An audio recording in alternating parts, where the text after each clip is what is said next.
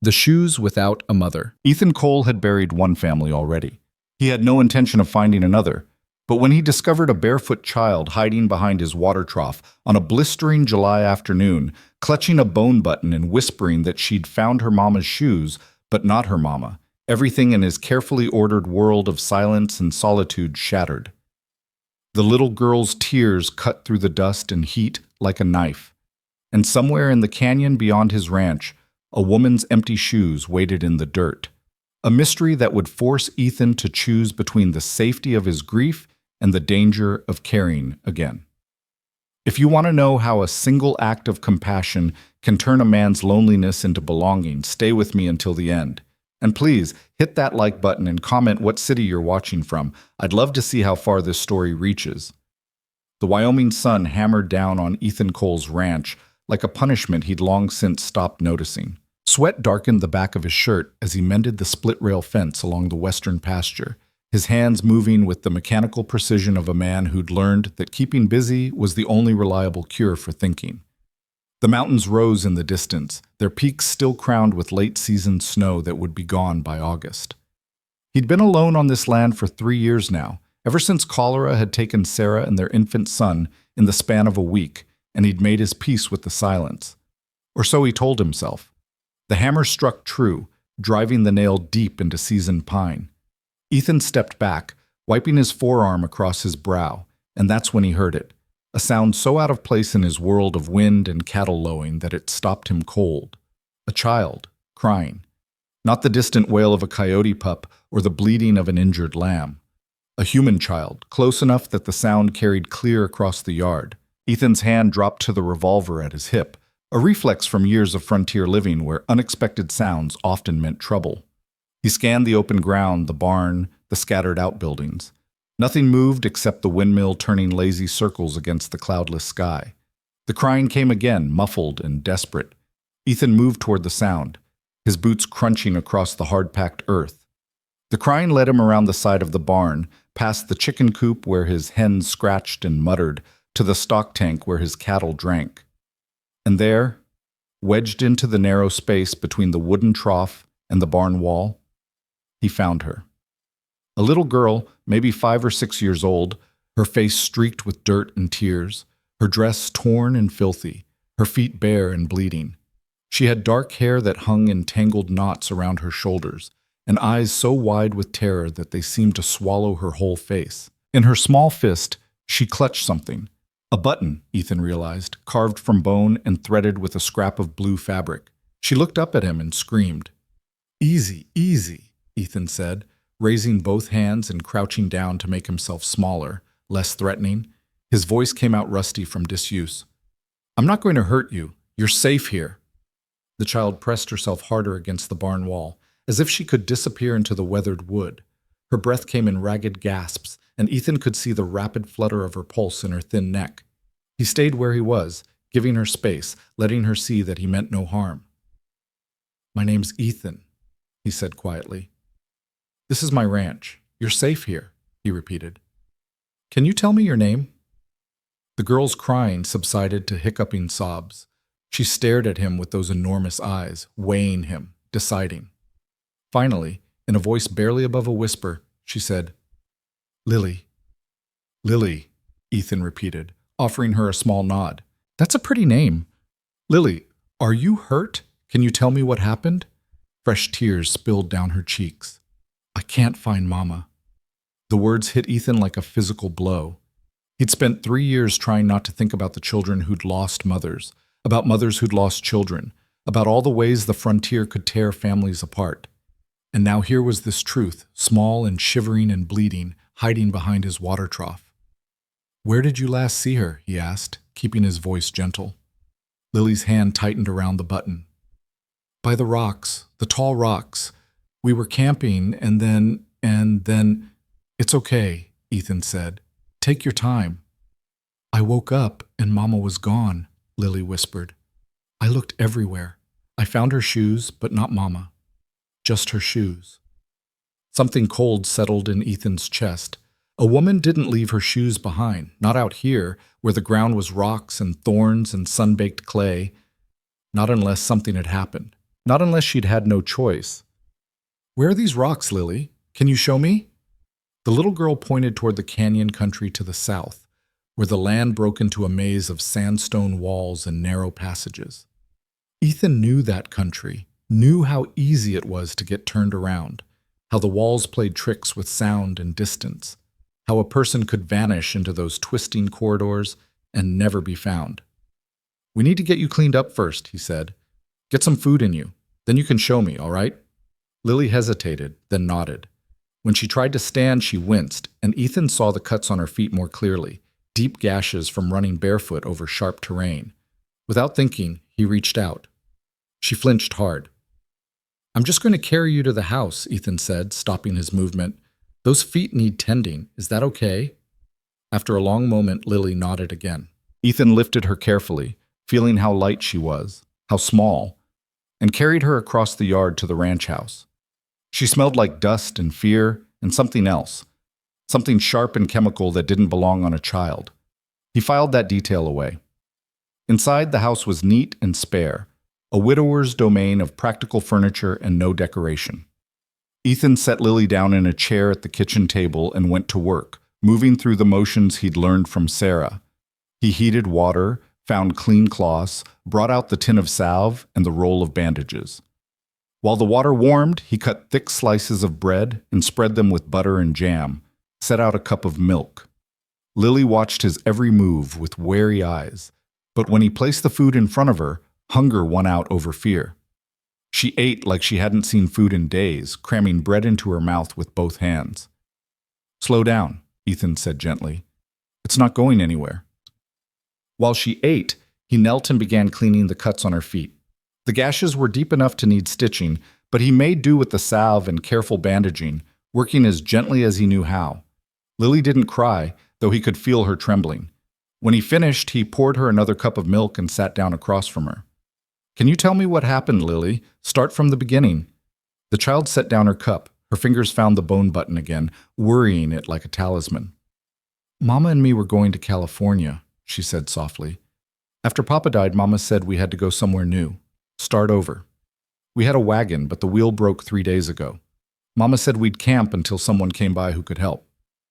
"Where were you before the wheel broke?" "On the road, the big road that goes west." She meant the emigrant trail, Ethan knew. "We camped in the canyon because Mama said it was safer. There was water." "Just you and your mama? Nobody else?" Lily shook her head. "Just us. Mama said we couldn't trust nobody, that people weren't always kind to women traveling alone." Smart woman, Ethan thought grimly. The frontier was littered with the graves of people who'd trusted the wrong strangers. "What happened at the camp, Lily?" The child's face crumpled. "I don't know. I woke up in the night and heard Mama talking to someone. A man. She sounded scared.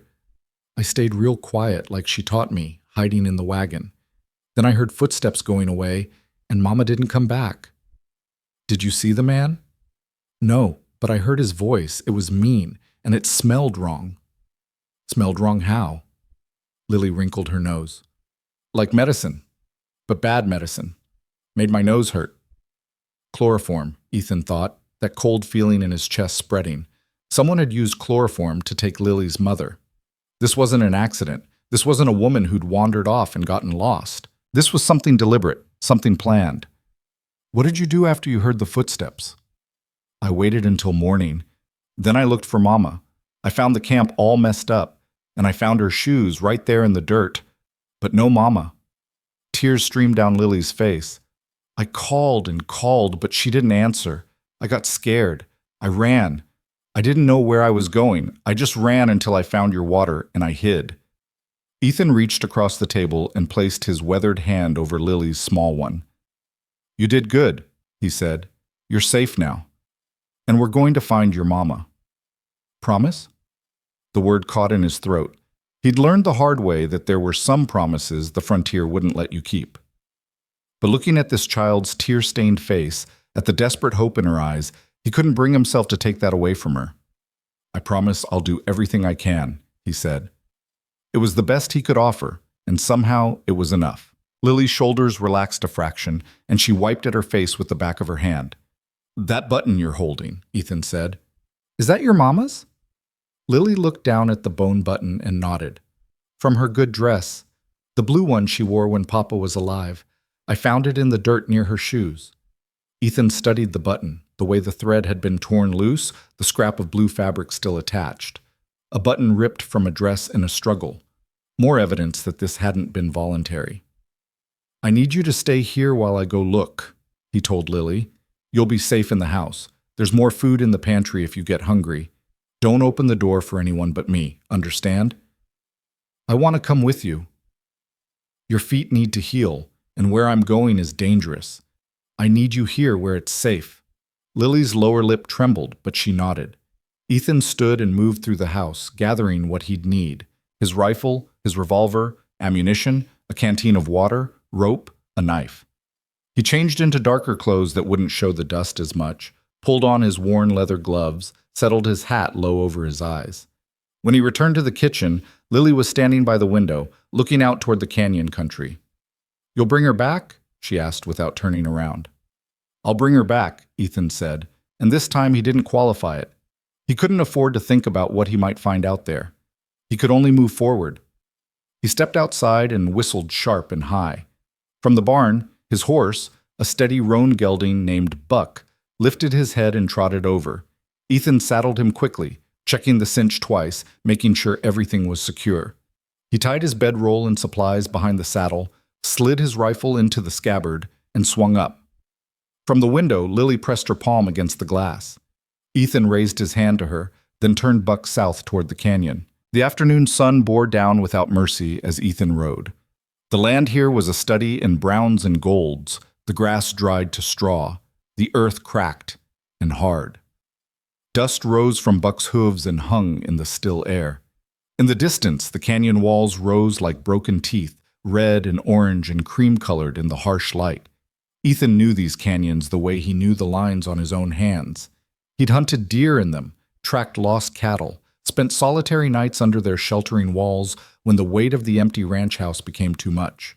They were beautiful and dangerous in equal measure, a place where water could be found if you knew where to look, but where a wrong turn could trap you in dead ends and sheer drops. As he rode closer, he watched for signs. Boot prints in the dust, broken vegetation, anything that might indicate recent passage. The emigrant trail ran along the eastern edge of the canyon country, a rutted track worn deep by thousands of wagon wheels. Ethan intersected it and turned west, following it into the maze. He found the broken wagon within an hour. It sat canted to one side in a small clearing where spring created a patch of green grass and a scatter of cottonwood trees. The left rear wheel had split clean through, the iron rim half buried in the dirt. The wagon's canvas cover hung in tatters, and supplies were scattered across the ground. Blankets, a cooking pot, a child's rag doll with one arm missing. Ethan dismounted and ground-tied Buck, approaching the wagon with his hand on his revolver. The camp had been ransacked. Flour spilled from a torn sack, clothing trampled into the mud near the spring.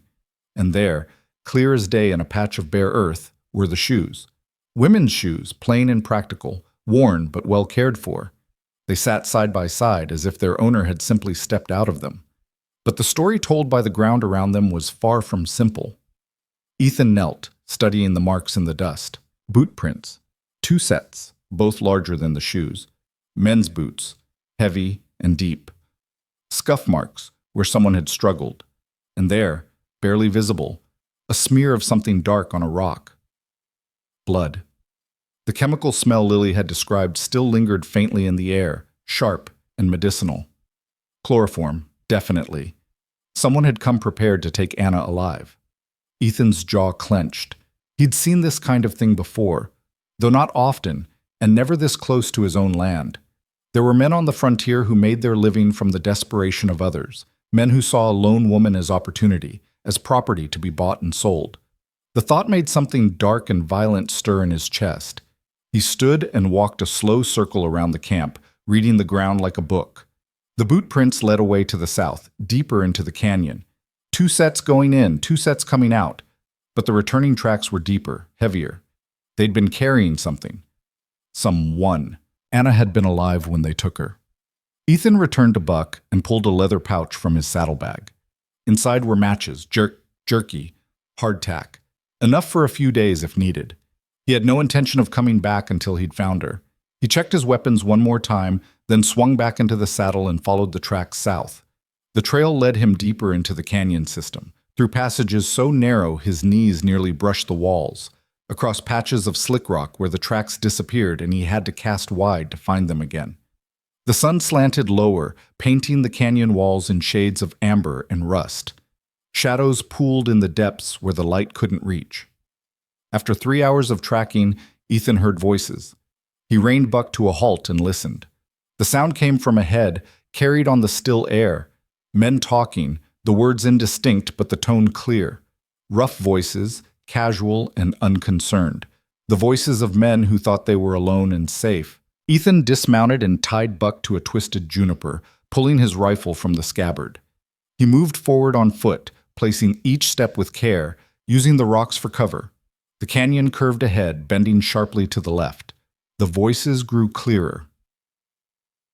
"Should fetch a good price in Denver," one man said. "She's still young enough, and pretty once you clean her up."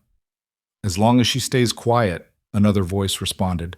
"Don't want any trouble when we move her." "She'll stay quiet. That chloroform keeps 'em docile for hours." Ethan eased around the bend, his finger resting on the trigger guard. The canyon opened into a small box, maybe 30 feet across, 3 walls of stone and one way in. A campfire burned in the center, smoke rising straight up in the windless air. 2 horses stood hobbled to one side, and near the fire, slumped against the canyon wall with her hands bound behind her, was a woman. Even from this distance, Ethan could see she was in bad shape. Her head lolled forward, dark hair hanging across her face. Her dress, blue, he noted, like the button, was torn and dirty. She didn't move. The 2 men sat by the fire, passing a bottle back and forth. One was tall and thin, with a scar that ran from his left eye to his jaw. The other was shorter and thick through the shoulders, his face hidden beneath a wide-brimmed hat. Both wore gun belts. Ethan took stock of the situation with the cold calculation of a man who'd fought in the war and survived. 2 men, both armed. 1 woman, incapacitated. Limited cover in the box canyon. 1 way in, 1 way out. The odds weren't great, but they also weren't impossible. He could announce himself, give them a chance to surrender. That was the lawful way, the civilized way. But Ethan had spent 3 years learning that there were some situations where civilization didn't reach, where the law was too far away to matter. These men had drugged a woman, kidnapped her, planned to sell her like livestock. They'd left a child motherless and terrified. Civilized didn't apply here. Ethan raised his rifle, sighting down the barrel at the tall man with the scar. His hands were steady, his breathing was calm. The rifle's weight was familiar as a friend. "Put your hands where I can see them," he said, his voice carrying clear across the box canyon. "Both of you." The men froze. Then, in a blur of motion, the scarred man grabbed for his pistol. Ethan didn't hesitate. The rifle cracked, the sound enormous in the enclosed space. The bullet took the scarred man in the shoulder and spun him sideways. He went down hard, his pistol clattering across the rocks. The second man dove for cover behind the fire, his own weapon coming up. Ethan shifted his aim and fired again, the bullet sparking off the rock near the man's head. The man jerked back, cursing. "Next one doesn't miss," Ethan called. "Drop the gun or I put you down." For a long moment, nothing moved except the smoke from the campfire. Then the man's pistol appeared, tossed out from behind the rocks. The man followed, hands raised, his face pale. "Don't shoot," he said. "Don't shoot. We ain't done nothing wrong." "Get over by your friend," Ethan ordered. "Slow." The man shuffled across the clearing and Ethan came forward, keeping his rifle trained on both of them. The scarred man was clutching his shoulder, blood seeping between his fingers, his face twisted in pain. Up close, Ethan could see they were younger than he'd thought, maybe mid-20s, faces already hardened by whatever they'd done to survive out here. "You got no right," the scarred man gasped. "We found her fair and square." "Found her," Ethan repeated, his voice flat. "Is that what you call drugging a woman and stealing her from her camp?" "She was alone," the other man said. "Ain't nobody's woman, just a stray." The rifle barrel moved, quick as a snake, pressing against the man's forehead. Ethan's eyes were cold as winter ice. "That woman has a daughter," he said quietly. A little girl named Lily, who's been crying her eyes out wondering if her mama's dead. You want to explain to me again how what you did was right? The man's throat worked, but no sound came out. Ethan stepped back and moved to the woman, keeping the rifle in one hand. He knelt beside her, his free hand going to her throat, finding the pulse there. It was slow but steady.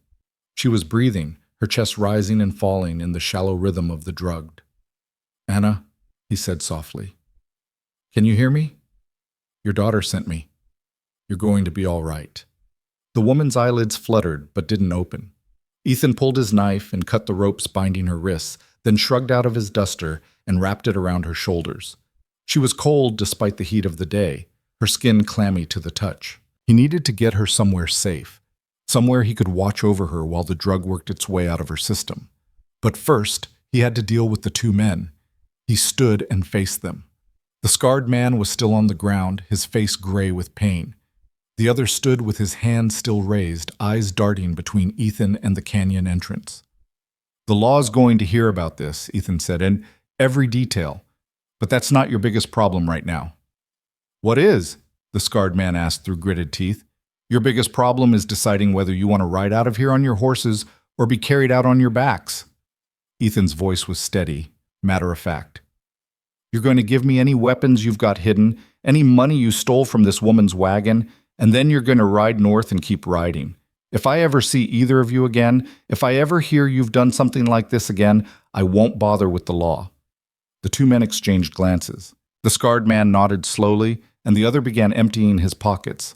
A folding knife, a derringer from an ankle holster, a small leather pouch that jingled with coins. "That's from the wagon?" Ethan asked, nodding to the pouch. The man hesitated, then nodded. "Put it down. Now get your friend on his horse and go." It took them 10 minutes to gather their gear and mount up, the scarred man groaning with every movement. Ethan watched them ride out of the box canyon, waiting until the sound of hoofbeats faded completely before he moved. Then he returned to Anna and gathered her carefully into his arms. She was slight, weighing less than he'd expected, her head falling against his shoulder. He carried her to where he'd left Buck and somehow managed to get her up into the saddle, then climbed up behind her, holding her secure against his chest. The ride back took twice as long with the added weight and the need to move carefully. The sun was setting by the time Ethan saw his ranch house in the distance, the windows lit from within. Lily must have found the lamp, he thought. As he rode into the yard, the front door flew open and Lily came tumbling out, her bandaged feet forgotten. "Mama," she screamed. "Mama!" Ethan dismounted carefully, helping Anna down. The woman's eyes were open now, though unfocused and confused. But at the sound of her daughter's voice, something cleared in them. "Lily?" she whispered. Then Lily was there, throwing her arms around her mother, sobbing. Anna's arms came up weakly to hold her child, and Ethan saw tears streaming down the woman's face as she pressed her lips to Lily's hair, whispering things he couldn't hear.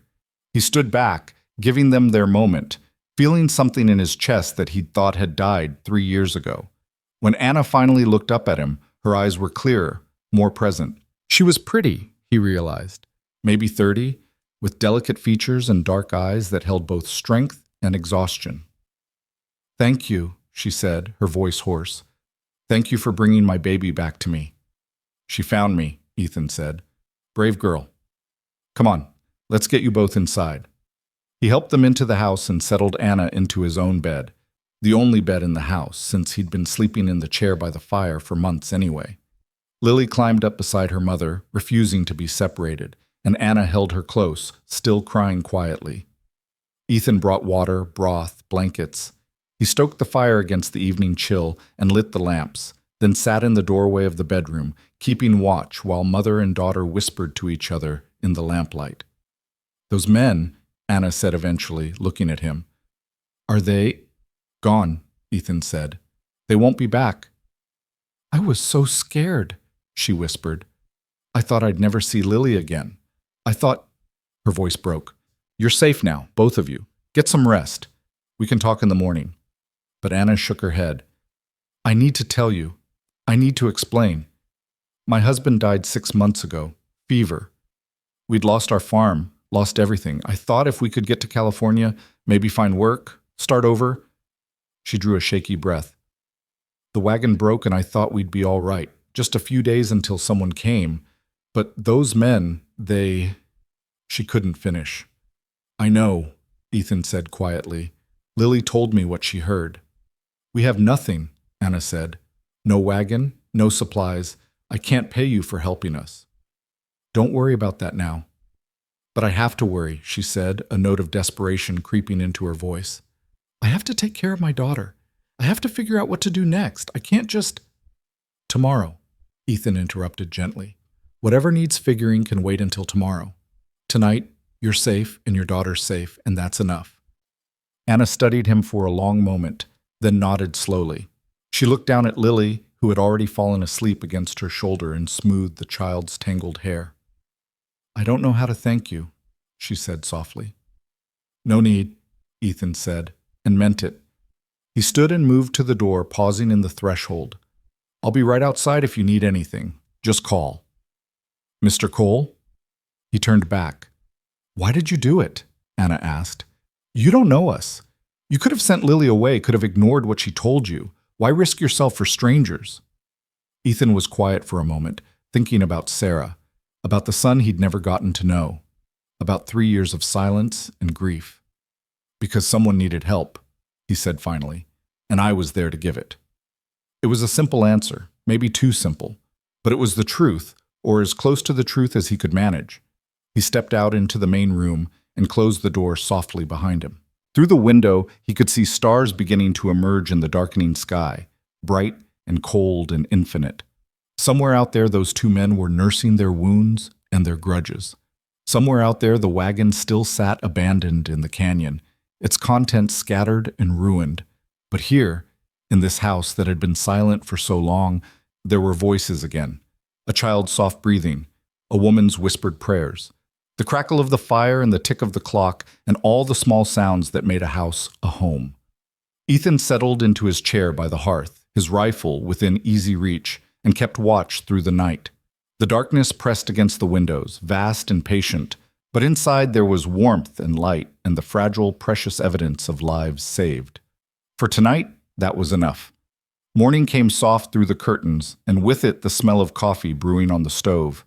Ethan had risen before dawn, as was his habit, moving quietly through the house so as not to wake his unexpected guests. He'd checked on them twice during the night, once around midnight when the fire needed stoking, and again near 3 when he'd heard Lily cry out from some dream.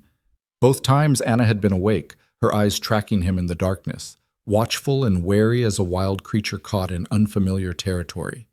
Now he stood at the stove, watching the coffee darken, listening to the small sounds from the bedroom that told him they were stirring. He'd already been out to tend the horses and check the perimeter, half expecting to find evidence that the two men from the canyon had doubled back during the night. But there'd been nothing, just the usual morning chorus of birds and the soft lowing of cattle in the east pasture. The bedroom door opened and Anna emerged, still wearing her torn blue dress, her hair hastily pinned up. She'd washed her face sometime during the night, and without the dirt and tear tracks, Ethan could see the fine bones of her features, the way exhaustion had carved shadows beneath her eyes. She moved stiffly, favoring her left side. Coffee's ready, Ethan said, keeping his voice low. Lily still sleeping? Anna nodded, glancing back toward the bedroom. She didn't let go of me all night. I think she was afraid I'd disappear again if she closed her eyes.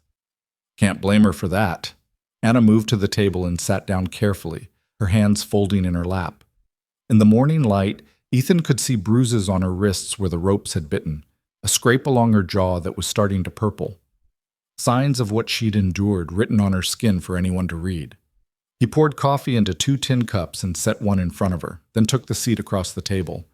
They sat in silence for a moment, steam rising between them. How are you feeling? Ethan asked finally. Like I've been trampled by a horse, Anna said, attempting a small smile that didn't quite reach her eyes. But alive. Thanks to you. You need to see a doctor? There's one in town, about 2 hours' ride. Anna shook her head quickly. No doctors. I'm all right. Just bruised. She wrapped her hands around the cup, seeking its warmth. Mr. Cole. Ethan, she amended. I've been thinking about what happens next. Lily and we can't impose on your hospitality any longer. You've already done more than anyone could expect. If you could spare a horse, maybe some supplies, we could— Go where? Ethan interrupted, his tone not unkind but direct. Anna's mouth opened, then closed. She looked down at her coffee. Your wagon's busted, Ethan continued. You've got no supplies, no money except what I took back from those men, and you're in no condition to travel. Neither is Lily, not with her feet cut up like that. I know, Anna said quietly, but I can't just stay here and be a burden. I can work. I'm strong. I can cook, clean, help with whatever needs doing. I can pay you back that way, for your trouble. Something in her voice, a brittleness beneath the determination, made Ethan look at her more carefully. He saw the way her shoulders were drawn tight, the slight tremor in her hands that had nothing to do with the coffee's heat. This was a woman who'd learned that safety was conditional, that help always came with a price. You're not a burden, he said, and you don't owe me anything. Everyone owes something, Anna said, a bitter edge creeping into her words. That's how the world works. Nothing's free, especially not for women traveling alone. Ethan was quiet for a moment, choosing his words with care. My wife died 3 years ago, he said. Cholera. Her and our son, 3 days old. I buried them both up on the hill behind the house. Anna's eyes widened slightly, and the brittleness in her expression softened. I'm sorry, she said. I tell you that not for sympathy, Ethan continued, but so you understand. I know what it's like to lose everything, to have to figure out how to keep living when living seems impossible. And I know what it's like when people help, not because they expect something back, but because it's the right thing to do. He stood and refilled his coffee, giving Anna a moment to compose herself. When he sat back down, she was wiping at her eyes with the heel of her hand. After Sarah died, neighbors brought food even though they barely had enough themselves, Ethan said. Old Mrs. Henderson came and cleaned the house because I couldn't bear to touch Sarah's things. Tom Brewster helped me with the branding that spring when I was too deep in grief to do it myself. They didn't want payment, they just helped because that's what people do out here. We survive together, or we don't survive at all. That's different, Anna said. You were established. You had a ranch, a community. I'm nobody, just a woman passing through with nothing to offer. You're somebody to Lily, Ethan pointed out. That's more than nothing. Before Anna could respond, the bedroom door creaked open and Lily appeared, rubbing sleep from her eyes. Her bandaged feet made soft shuffling sounds on the wooden floor as she crossed to her mother. Mama, she said, climbing into Anna's lap despite being nearly too big for it. You're still here. I'm still here, sweetheart, Anna said, holding her daughter close. I'm not going anywhere. Lily looked at Ethan over her mother's shoulder. Is Mama going to be okay now?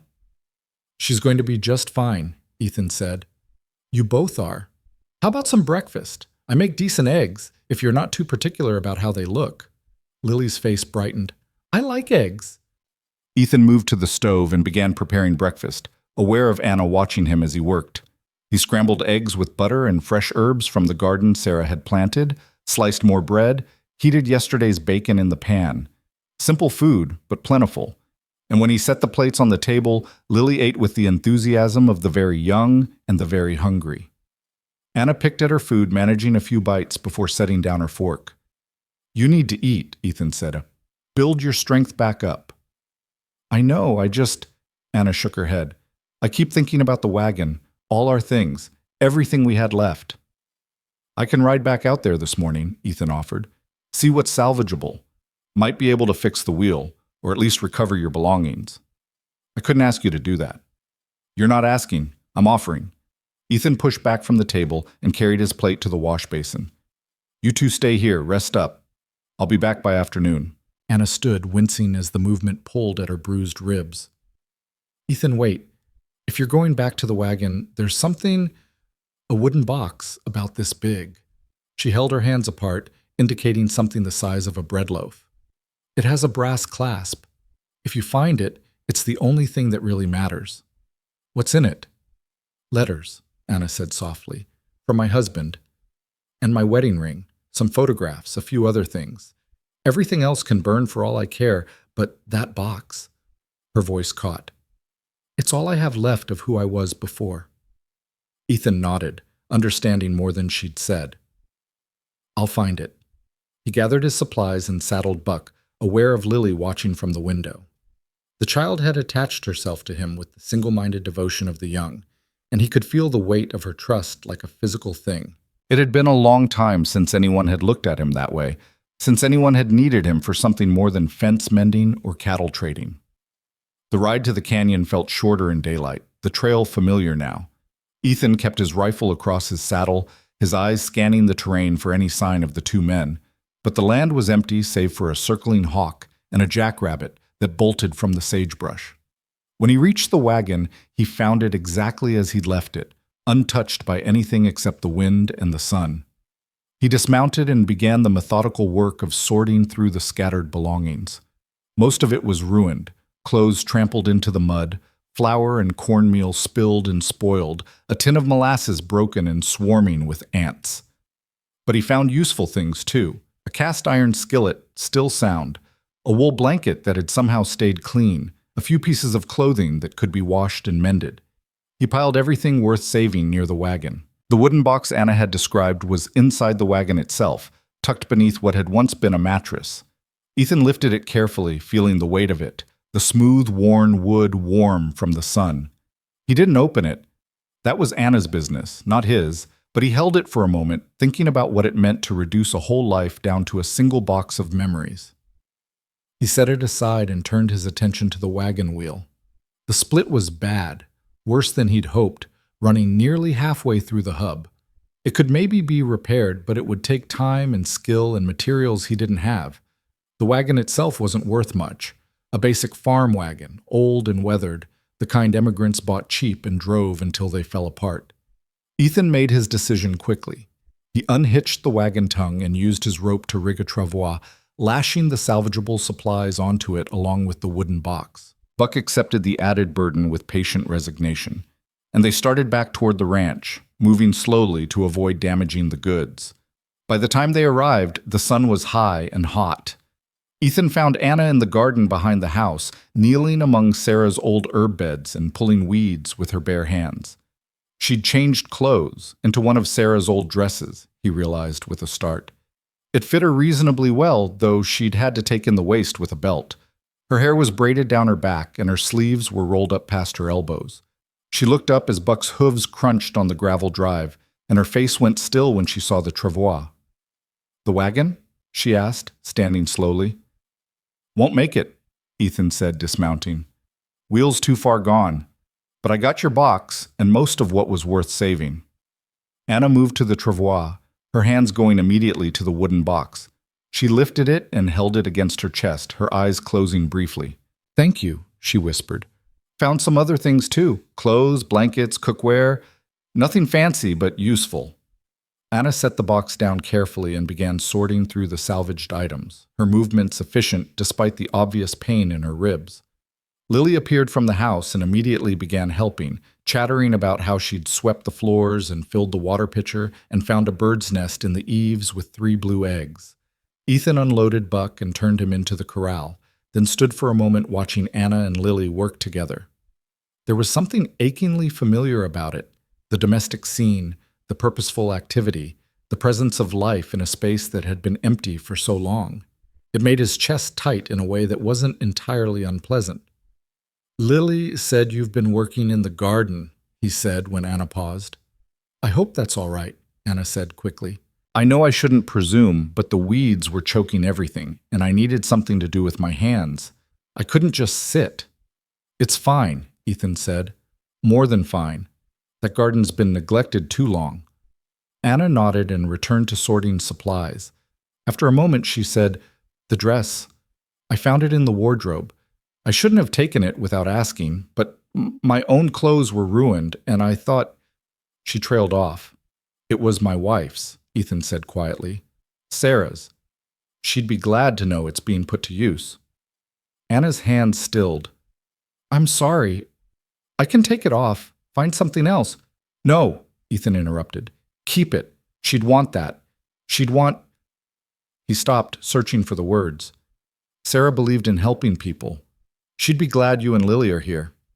The silence that followed was comfortable, broken only by Lily humming as she folded a blanket. Anna resumed her work, and Ethan went to tend to the afternoon chores, checking the cattle, repairing a section of fence that had come loose, splitting wood for the stove. Ordinary tasks made extraordinary by the knowledge that when he returned to the house, it wouldn't be empty. That evening, Anna insisted on cooking supper. Ethan tried to protest, but she waved him off with a stubbornness that reminded him of Sarah. "You've done enough," she said firmly. "Let me do this. I need to feel useful." So he sat at his own table and watched Anna move around his kitchen with surprising ease, finding things where Sarah had kept them, as if the house itself was guiding her hands. She made stew from salt pork and vegetables from the root cellar, biscuits that came out of the oven golden and perfect, strong coffee that tasted better than anything he'd made in 3 years. They ate together as the sun set, painting the windows orange and gold. Lily talked non-stop, telling elaborate stories about the birds she'd seen and the shapes she'd found in the clouds, and how she was going to learn to milk a cow someday, if Mr. Cole would teach her. Anna listened with patient attention, and Ethan found himself answering Lily's endless questions, feeling something in him loosening with each moment of simple conversation. After supper, Anna washed the dishes while Ethan dried them, a rhythm that felt dangerously like routine. Lily had fallen asleep on the floor by the hearth, curled up with the rag doll they'd salvaged from the wagon. "She's exhausted," Anna said quietly, looking at her daughter. "The last few days, they've taken their toll." "She's resilient," Ethan observed. "Takes after her mother, I'd wager." Anna's hands paused in the dishwater. "I don't feel very resilient right now. I feel like if I stop moving, if I let myself really think about what happened, I'll fall apart." "Then don't stop moving," Ethan said. "Ethan Malsnahan. Not until you're ready." Anna looked at him, something complicated passing across her face. "How long did it take you? After your wife died? How long until you were ready to stop moving?" Ethan set down the dish he'd been drying. "Honestly, I'm not sure I ever did. I just found different ways to keep moving, different things to focus on." "Like what?" "Work, mostly. Cattle don't care if you're grieving. Fences need mending whether you want to mend them or not. After a while, the moving becomes the point. You don't think about why you're doing it, you just do it." Anna nodded slowly. "That's what I've been doing. Since my husband died. Just moving forward because stopping seemed impossible." "What was he like? Your husband?" "James," Anna said, a soft smile touching her lips. "He was gentle, kind, too trusting for his own good, my mother always said. He believed in people, believed things would work out if you just tried hard enough." Her smile faded. "When the farm failed, when the bank took everything, it broke something in him. He got the fever a week later. The doctor said it was just bad luck, but I think he'd already given up." She pulled her hands from the dishwater and dried them on her apron. "After he died, everyone had advice. Go back east, live with family. Find another husband quickly before people started talking. But I couldn't. I couldn't just fold myself into someone else's life, pretend to be grateful for whatever scraps of security they'd offer. So I took what little we had left and pointed the wagon west, toward California and the chance to start over." "That took courage," Ethan said. Anna laughed, but there was no humor in it. "Courage or stupidity, I'm not sure there's much difference when you're desperate." "You're here," Ethan pointed out. "You and Lily, both safe. That's not stupid." Anna looked at him for a long moment, her dark eyes searching his face as if trying to read something written there. "Why are you doing this?" she asked quietly. "Really? You don't know us. We're nothing to you." "You needed help," Ethan said. "That's all the reason I need." "But you could have just sent us on our way, given us a few supplies, pointed us toward town. You didn't have to bring us into your home, feed us, let us wear your wife's clothes." Her voice cracked slightly. "You didn't have to care." Ethan was quiet, considering his answer. Through the window he could see stars beginning to emerge, the same stars that had watched over him through 3 years of solitude. "Maybe I needed to," he said finally. "Maybe this house needed voices in it again. Maybe I needed to remember that helping someone matters, that being alone isn't the same as being strong." Anna's eyes glistened with unshed tears. "I don't know what to say." "Don't say anything," Ethan told her. "Just stay." for as long as you need. Let those feet heal. Let yourself rest. Figure out what comes next when you're ready to figure it out, not because you feel like you're imposing. And if what comes next takes a while to figure out, then it takes a while, Ethan said simply. Anna wiped at her eyes with the corner of her apron. You're a good man, Ethan Cole. Your wife was lucky to have you. I was the lucky one, Ethan said quietly. He picked up Lily gently, carrying her to the bedroom and laying her on the bed. Anna followed, tucking a blanket around her daughter and smoothing the dark hair back from her forehead. I'll take the chair again, Ethan said. You two take the bed. That's not right, Anna protested. This is your house, your bed, and you're my guests. That settles it. Anna started to argue, then seemed to think better of it. She was swaying on her feet with exhaustion, and Ethan could see the toll the day had taken. Just for tonight, she said. Tomorrow we'll figure something else out. But they both knew tomorrow would likely bring the same arrangement, and the day after that. Some things, once begun, had their own momentum. Ethan settled into his chair by the dying fire, his rifle propped within reach, and listened to the soft sounds of Anna preparing for sleep. The house creaked and settled around him, familiar as his own breathing. But beneath those familiar sounds were new ones, the rustle of blankets, the whisper of prayers, the small sighs of exhausted sleep. He'd told Anna the truth when he said maybe he needed to help. What he hadn't said was that somewhere in the last 36 hours, in the space between finding a terrified child and bringing home her mother, something in him had shifted. The tight, closed-off place where he'd been living had cracked open, letting in light and air and the possibility that maybe, just maybe, he could be more than a man going through the motions of living. It was terrifying and exhilarating in equal measure. Outside, an owl called in the darkness. The windmill creaked in the night breeze. Ethan closed his eyes and let the sounds wash over him, feeling for the first time in 3 years like he was home rather than just occupying a house. Tomorrow would bring its own challenges, decisions about what happened next, practical matters of supplies and sleeping arrangements, and how two strangers and a child would navigate sharing space. But tonight, in the quiet darkness, it was enough to know that the silence had been broken, that there was life in these rooms again, that somewhere between grief and solitude he'd found a purpose he hadn't known he was searching for. In the bedroom, Anna lay awake beside her sleeping daughter, her mind racing despite her exhausted body. She should be planning, figuring out next steps, worrying about the future. But all she could think about was the way Ethan had looked when he'd carried Lily to bed, the gentleness in his weathered hands, the quiet certainty in his voice, when he'd said she could stay as long as she needed. She'd been so certain she was done trusting people, done believing in kindness without conditions. The world had taught her otherwise, had shown her that women alone were seen as opportunities rather than people. But Ethan had asked for nothing, expected nothing, offered everything. It was dangerous, she thought, to let herself believe this could last. Safer to maintain her walls, to remember that eventually she'd have to move on, that this was just a temporary reprieve before she had to face the world again. But as sleep finally claimed her, Anna let herself imagine, just for a moment, what it might be like to stop running, to stay in one place long enough to call it home. In his chair by the fire, Ethan heard when Anna's breathing finally deepened into sleep. He opened his eyes and looked toward the bedroom door, seeing the sliver of lamplight beneath it gutter and die.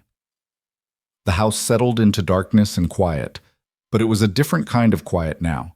Not the empty silence of a tomb, but the peaceful hush of people resting, of lives temporarily sheltered from the world's harshness. Tomorrow, he decided, he'd ride into town and report what had happened to the marshal. The two men needed to be found and dealt with properly, through the law if possible. He'd also need to pick up supplies, more food, fabric for clothes, whatever Anna and Lily might need. The money those men had stolen wouldn't go far, but it was a start. And then, he thought, they'd take things one day at a time. Let the future unfold as it would, without forcing it into shapes it didn't want to take. It was a plan, of sorts. And for now, it was enough. The ride into town came 3 days later when Ethan felt confident leaving Anna and Lily alone long enough to make the journey. He'd spent those days teaching Anna the layout of the ranch, where the rifle was kept, how to work the well pump, which horse to take if trouble came and she needed to run. She'd listened with the grave attention of someone who understood that safety was never guaranteed, that being prepared was the difference between surviving and becoming another cautionary tale whispered around frontier campfires. Lily's feet had healed enough that she could walk without wincing, and she'd taken to following Ethan around the ranch like a shadow, asking endless questions about everything from why cows had 4 stomachs to whether the mountains ever moved. He found himself answering with more patience than he'd known he possessed, rediscovering the world through her eyes, seeing the ordinary made extraordinary simply because someone was noticing it for the first time. Now he rode toward Cedar Falls under a sky so blue it hurt to look at, the town materializing from the prairie like a mirage made solid. It wasn't much. A main street of false-fronted buildings, a church with a crooked steeple, houses scattered at the edges like seeds thrown carelessly into dirt. But it was civilization of a sort, and Ethan felt the familiar tightening in his chest that always came when he had to trade solitude for society. He tied Buck outside the marshal's office and stepped into the dim interior, his eyes adjusting to find Marshal Tom Brewster sitting behind a desk covered in paperwork, a cup of coffee steaming at his elbow. Tom looked up, and his weathered face creased into a smile. "Ethan Cole," he said, rising to shake hands. "Been wondering when you'd show your face in town again. Must be 2 months since I've seen you." "3," Ethan said. "Had no reason to come in. And now you do?" Tom gestured to a chair and Ethan sat, the wood creaking under his weight. The marshal settled back into his own seat, his sharp eyes already reading something in Ethan's expression. "What's happened?" Ethan told the story without embellishment, Lily appearing at the ranch, the abandoned camp, tracking Anna to the box canyon, the confrontation with the 2 men. Tom listened without interrupting, his face growing harder with each detail. "You get a good look at them?" Tom asked when Ethan finished. "One had a scar, here to here." Ethan traced the line down his own face. "The other was built thick through the shoulders, wore a brown hat with a silver band. I wounded the scarred one in the shoulder, sent them both north." Tom stood and moved to a cabinet, pulling out a worn ledger. He flipped through pages, then turned the book toward Ethan. "These 2?" The sketches were crude but recognizable. The scarred man was listed as Jack Keller, wanted in Colorado for robbery and assault. The other was Pete Doherty, with a string of petty crimes and a note that he was known to travel with Keller. "That's them," Ethan confirmed. "Damn," Tom said quietly. "I heard they were working this area, but I didn't know they'd escalated to kidnapping." He closed the ledger and looked at Ethan seriously. "You did the right thing sending them off, but men like that don't stay gone. They'll either come back for revenge or they'll find some other woman to prey on." "I know," Ethan said. "That's why I'm here. Figured you should know what happened, in case they surface again. I'll send word to the surrounding territories, see if anyone spotted them. If that shoulder wound gets infected, Keller might turn up at a doctor's office." Tom paused. "How's the woman?" "Mrs. Anna Breslin. She's recovering. Shaken, but strong." Tom studied him for a moment. "She's staying with you?" "For now. She and her daughter, until they figure out what comes next." Something passed across Tom's face, not judgment exactly, but speculation. In a town this small, news traveled faster than wildfire, and the presence of a widow and child at Ethan Cole's ranch would be noted, discussed, turned into gossip over coffee and cards. "People will talk," Tom said carefully. "Let them talk," Ethan replied. "I'm not doing anything wrong." "I know that. But you know how it is. A man alone, a woman alone, living under the same roof?" Tom held up his hand when Ethan's expression darkened. "I'm not saying it's right. I'm just saying it's how people think. Might be worth considering is all." Ethan stood, his jaw tight. "I'll keep that in mind. Anything else?" Tom sighed. "No, just be careful, Ethan. And if those men show up again, you send word immediately. Don't try to handle it alone." "I handled it fine the first time." "You got lucky the first time," Tom corrected. "Next time they might bring friends." Ethan left the marshal's office feeling the weight of the conversation settling on his shoulders like a yoke. He knew Tom meant well, knew the warning about gossip came from concern rather than malice, but it rankled nonetheless. He'd saved a woman's life, given shelter to a child, done what any decent human being would do. The fact that people would twist that into something sordid said more about them than it did about him. He made his way to the general store, where Mrs. Patterson greeted him with barely concealed curiosity. "Mr. Cole," she said, her eyes bright with interest. "Such a surprise to see you. What brings you to town?" "Need supplies," Ethan said shortly, pulling out the list Anna had written in her careful hand. Fabric for dresses, thread, needles, flour, sugar, coffee, dried beans, salt pork, lamp oil. The list of a household with more than one person to feed and clothe. Mrs. Patterson's eyes widened as she read the list. "My, quite a lot here. Having guests?" "That's right," Ethan said, offering nothing more. "How nice," Mrs. Patterson said, the pause before nice loaded with unspoken questions. She began gathering items from the shelves, moving with exaggerated efficiency. "Will you be needing anything else? Perhaps some tea? Ladies do enjoy their tea." "The list covers it," Ethan said evenly.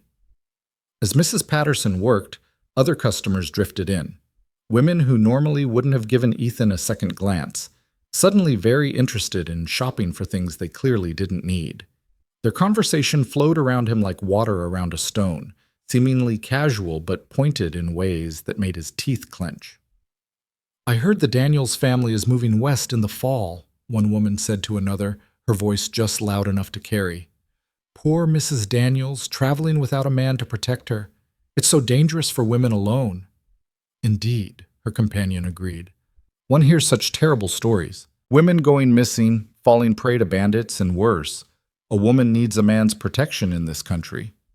"Of course, sometimes protection can be complicated," the first woman continued.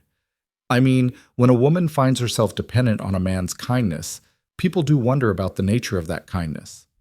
Ethan's hands tightened on the counter edge, but he kept his expression neutral.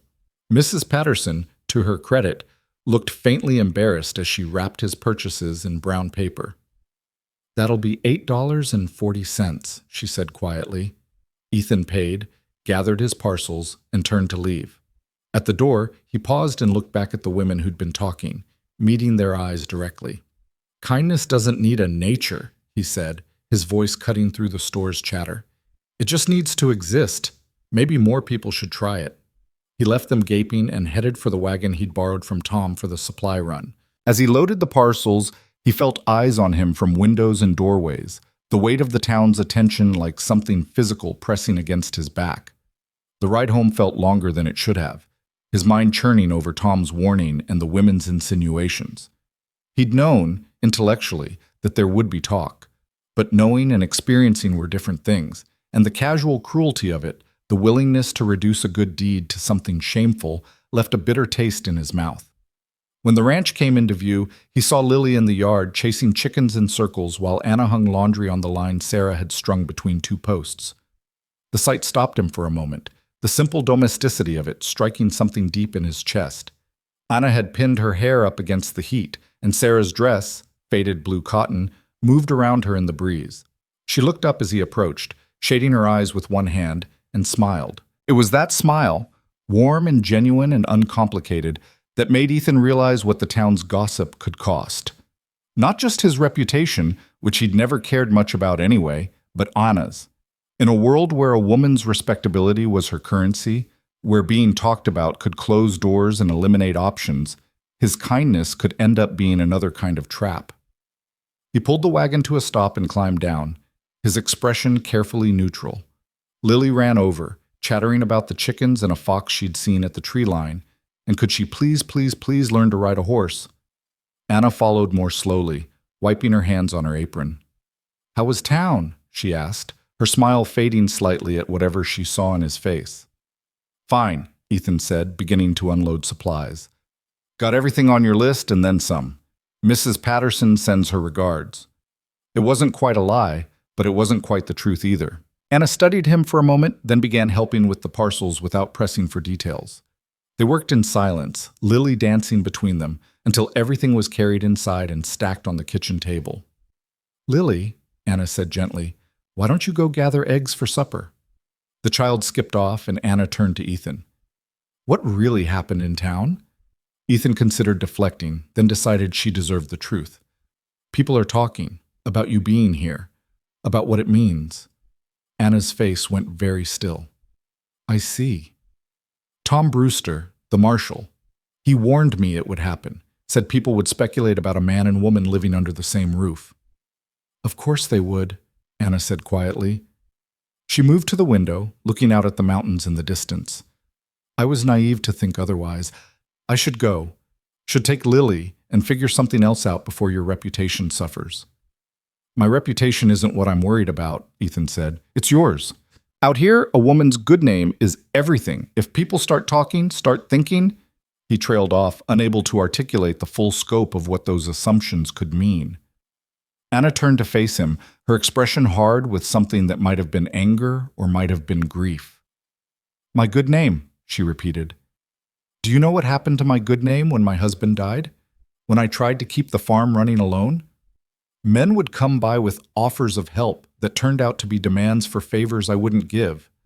Women would whisper that I must have driven James to his death somehow, that a good wife would have kept her husband alive through sheer force of will. Her voice shook slightly. My good name was gone the moment I became a woman alone. All I've been doing since is trying to survive despite that. I know, Ethan said, but that doesn't mean we have to make it worse. So what are you suggesting? That I leave? Take Lily and go where, exactly? We have no money, no prospects, nowhere to go. You saved our lives, Ethan, saved us from men who would have sold me like livestock, and now you're worried that people might talk? Her laugh was sharp and bitter. People will always talk. The question is whether you let that stop you from doing what's right. Ethan was quiet for a moment, then nodded slowly. You're right. I don't want you to suffer because I didn't think this through properly. You didn't think it through because you were too busy saving us to worry about the social complications, Anna said, her voice softening. That's not a failing, Ethan. That's decency. But if the talk bothers you, if having us here is causing problems you don't want to deal with, then tell me honestly and I'll figure something out. It doesn't bother me, Ethan said firmly. Not like that. I just want you to understand what you might be walking into if you stay. I've been walking into gossip and judgment since the day I was born female, Anna said. I can handle it. They stood facing each other across the kitchen, the afternoon light slanting through the windows and painting everything gold. Outside, Lily's voice called to the chickens in sing-song tones. Somewhere in the distance, cattle lowed. There might be a way to stop the talk, Ethan said slowly, the idea forming even as he spoke it. If we made it official, legal. Anna's eyes widened. What are you saying? Marriage, Ethan said, the word heavy in his mouth. Not real, not like, just on paper, for appearances, so people wouldn't have cause to gossip, so you and Lily would have legal protection and security. Anna stared at him. You're suggesting a marriage of convenience. I'm suggesting a practical arrangement, Ethan corrected. You need security. He paused, realizing he wasn't sure how to finish that sentence. I need to know you're both safe and protected. This would accomplish both things. And what would you get out of this arrangement? Anna asked carefully.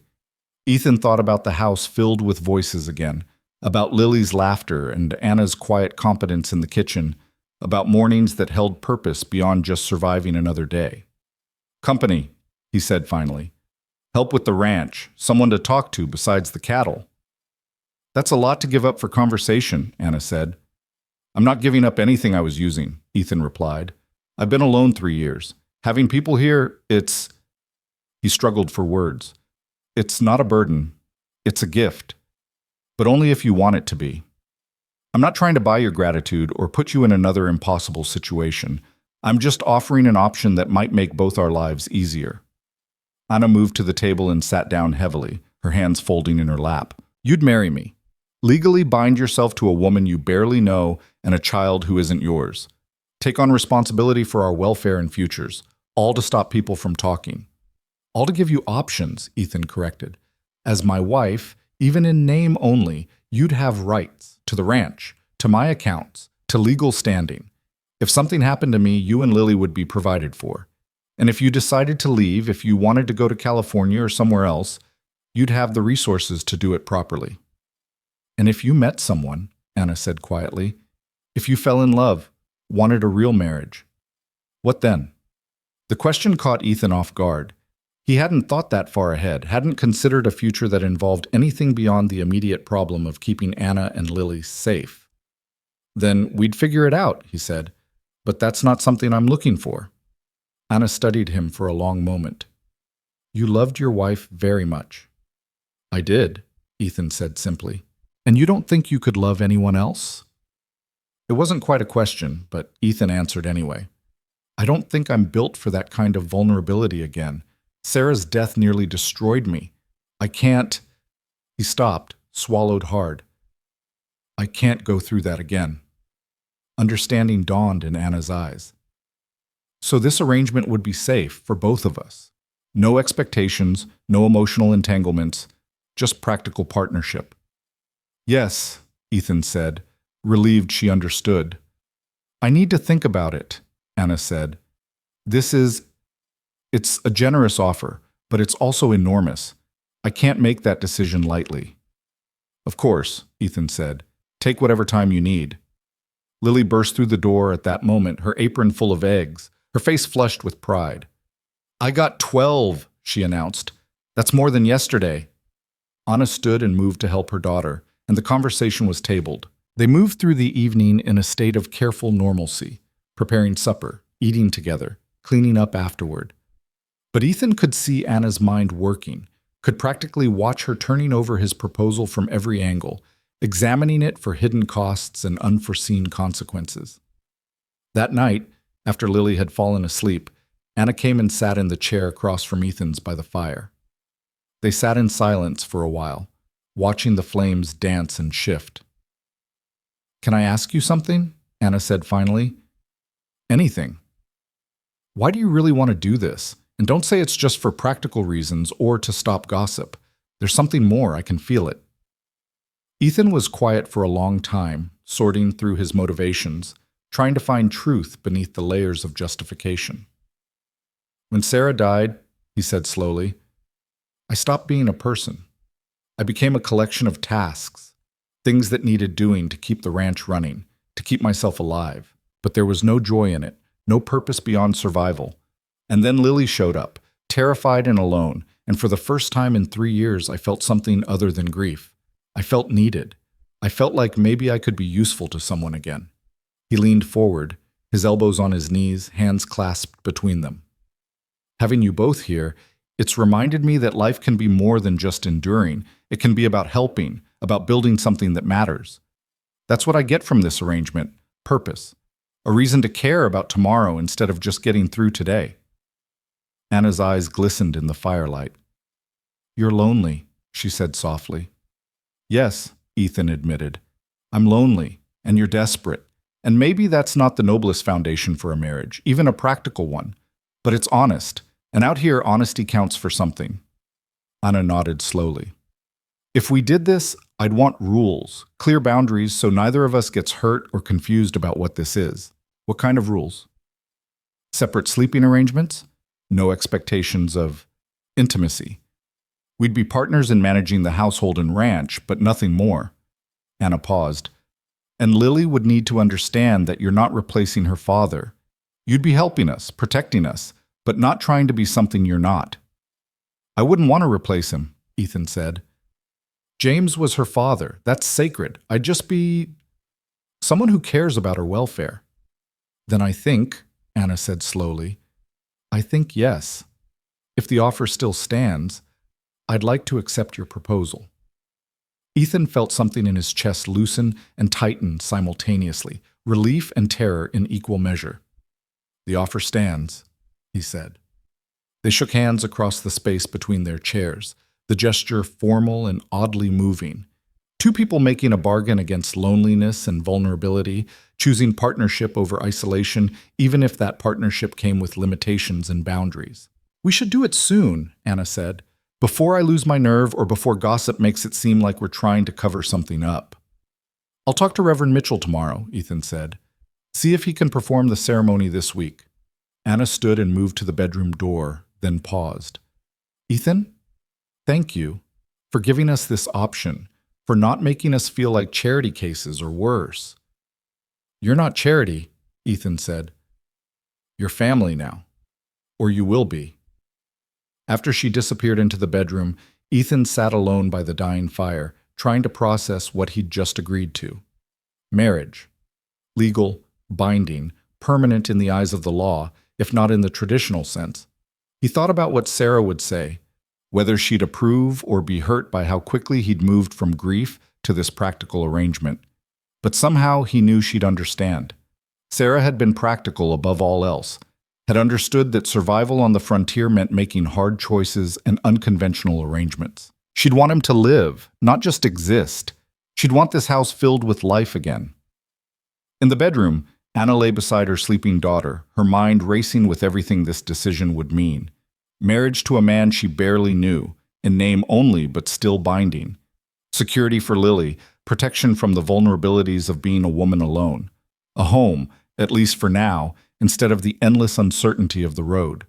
It wasn't what she'd imagined when she'd left home months ago, pointing the wagon west towards some vague dream of California and new beginnings. But then, nothing had gone as imagined. Life had a way of reshaping plans, of turning straight paths into twisted ones that somehow still led forward. She thought about Ethan's hands, weathered and capable, how gentle they'd been with Lily. Thought about his quiet strength, the way he'd faced down armed men to save someone he didn't know. Thought about the loneliness in his eyes when he talked about his wife, the weight of grief he carried like stones in his pockets. They were both broken people, she realized, both trying to piece together lives from the fragments they'd been left with. Maybe that was enough. Maybe that was all anyone could ask for, someone who understood that wholeness was an illusion, that the best you could hope for was finding someone else who knew how to live with cracks showing. Tomorrow would bring new challenges, telling Lily, preparing for a wedding that was more legal transaction than celebration, facing whatever judgment the town would render.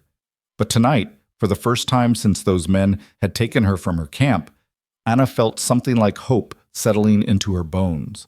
Outside, the Wyoming night pressed close and vast, stars wheeling overhead in patterns ancient and indifferent. The ranch house sat small and warm beneath that enormous sky, holding within its walls 3 people who'd found each other through violence and chance, who'd chosen each other through necessity and something that might, someday, become more. Morning brought the conversation Ethan had been dreading. He found Anna at the stove making breakfast, her movements practiced and efficient in the kitchen that was becoming as familiar to her as her own hands. Lily sat at the table, swinging her legs and humming, still in her nightgown with her hair a wild tangle down her back. "We need to talk to her," Anna said quietly, not looking up from the eggs she was scrambling. "Before we do anything else. She deserves to understand what's happening." Ethan nodded, his throat tight. He'd faced down armed men with less trepidation than he felt approaching the small child who'd come to trust him. The weight of that trust felt heavier than any rifle, more dangerous than any confrontation in a box canyon. After breakfast, Anna settled Lily between them at the table, her expression serious enough that the child's smile faded into uncertainty. "Sweetheart," Anna began, taking her daughter's small hands in her own, "Mr. Cole and I need to talk to you about something important, about what happens next for us." Lily's eyes went wide with fear. "Are we leaving? Do we have to go away?" "No," Ethan said quickly, his voice gentle. "You're not going anywhere unless you want to. This is about you staying." Anna glanced at him, something grateful passing across her face, then turned back to Lily. "Mr. Cole has asked me to marry him. Do you know what that means?" Lily nodded slowly. "Like you and Papa were married." "Similar," Anna said carefully, "but also different. Mr. Cole and I, we're not marrying because we're in love like Papa and I were. We're marrying to help each other, to make sure you and I are safe and protected, and to give Mr. Cole a family again." The child's brow furrowed as she processed this. "But you don't love him?" Anna met Ethan's eyes across the table, and he saw the same uncertainty he felt reflected there. "I care about him," Anna said slowly. "I'm grateful to him. And I think, in time, we could become good friends. But the kind of love I had with your papa, that was special. That doesn't mean this isn't real or important, just that it's different." "Papa's gone," Lily said, her voice small. "He's not coming back." "No, baby. He's not. Lily looked at Ethan, her dark eyes searching his face with an intensity that made him want to look away. Would you be my new papa? The question hit Ethan like a physical blow. He'd expected confusion, maybe resistance, but not this direct inquiry into something he hadn't let himself consider. Anna's hand tightened on her daughter's, her knuckles going white. No, Ethan said, his voice rough with emotion. Your papa was James Breslin, and nobody can take his place. He was the man who loved your mama first, who gave you life, who would have given anything to see you grow up. That's not something I could replace even if I wanted to. Lily's lower lip trembled. Then what would you be?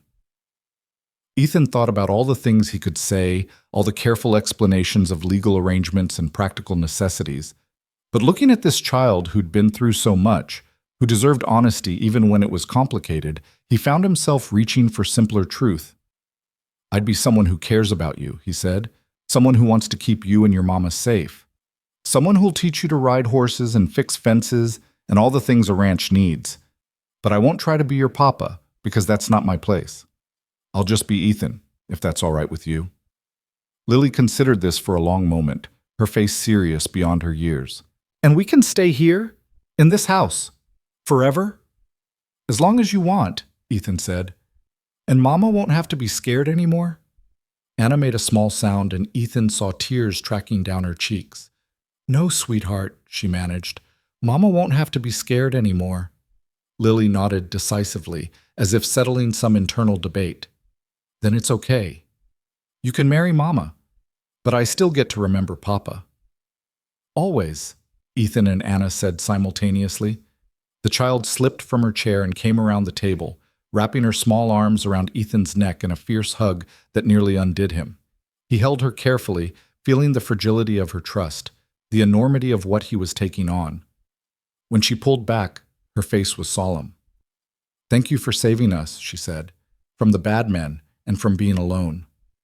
Ethan couldn't speak past the tightness in his throat, so he just nodded and smoothed her wild hair back from her face. Anna stood and gathered Lily up, holding her close, her eyes meeting Ethan's over their daughter's head with an expression that held gratitude and fear, and something else he couldn't quite name.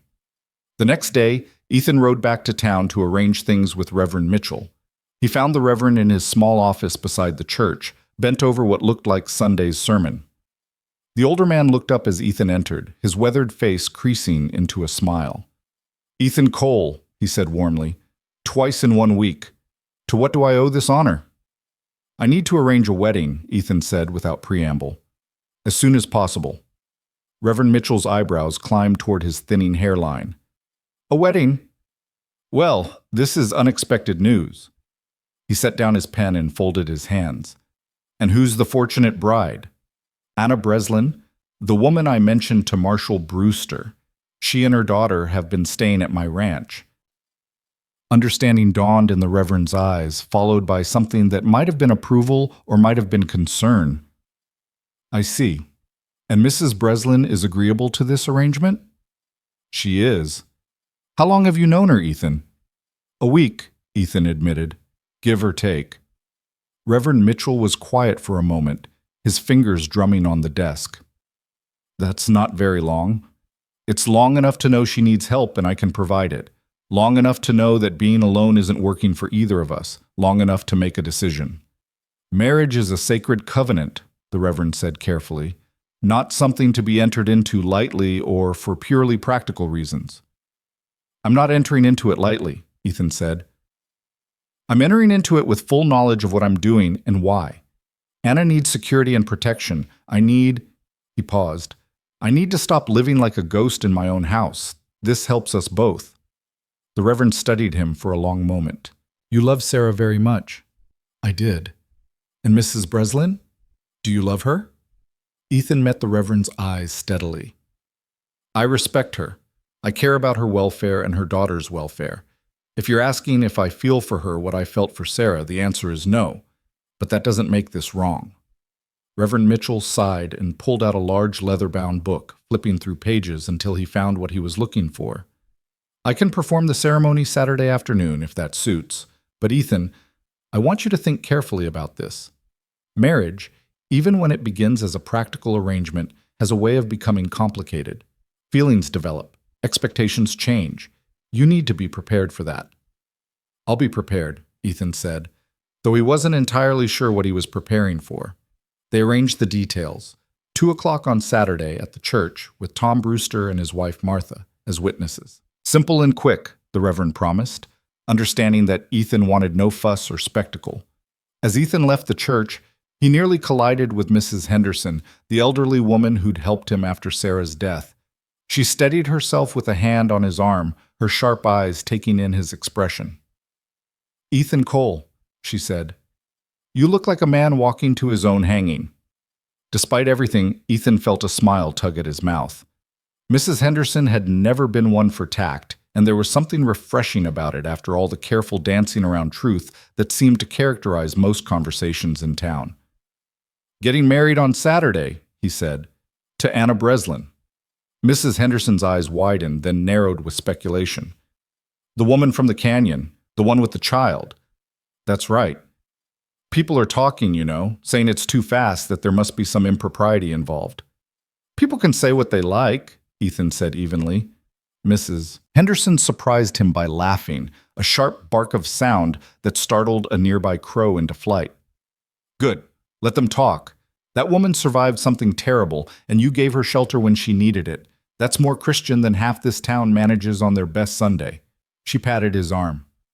"Sarah would approve, She always said the worst thing about dying young would be leaving you alone. She'd be glad you found someone to share the burden of that ranch." The words hit Ethan harder than expected. "It's not like that," he said. "It's just practical." "Love usually starts as practical out here," Mrs. Henderson said sagely. "Two people needing each other, helping each other survive. The rest comes later if you're lucky." She fixed him with a stern look. "You be good to her, Ethan, and to that little girl.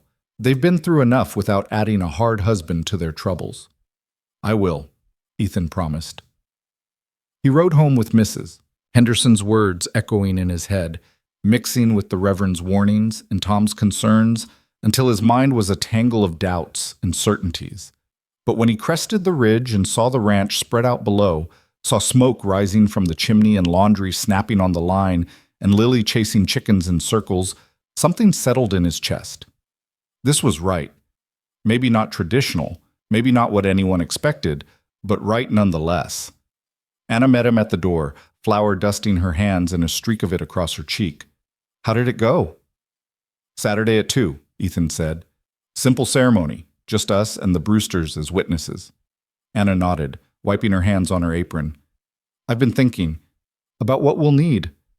I don't have a dress suitable for a wedding, and Lily should have something nice to wear. And Anna," Ethan interrupted gently, "it doesn't have to be fancy. You can wear what you have."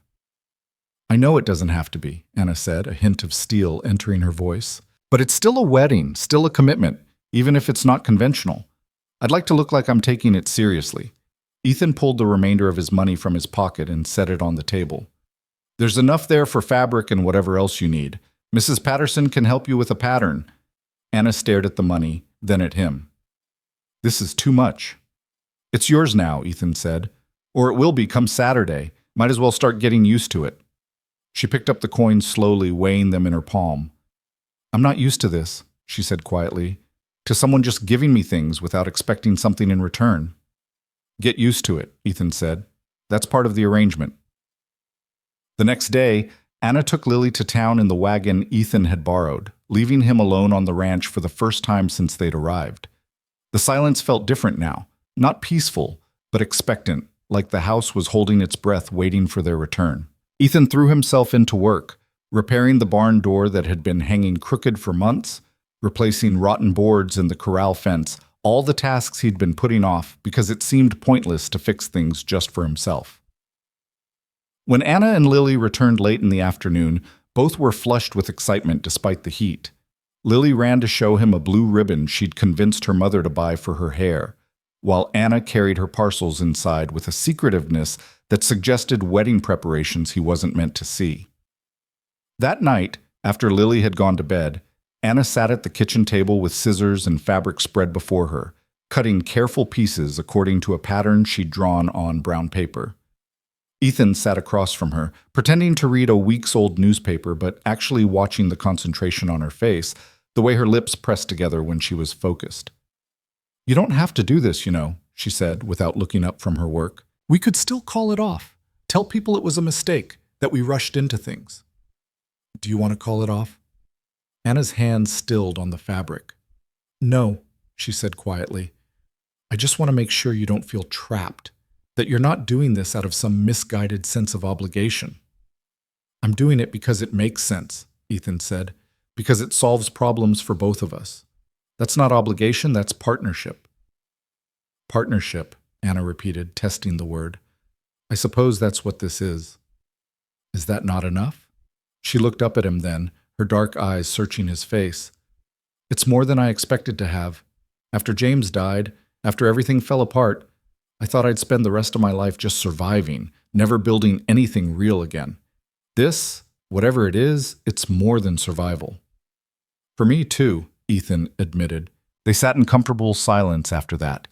The only sounds, the snip of scissors, and the crackle of the fire, and the soft night sounds filtering through the windows.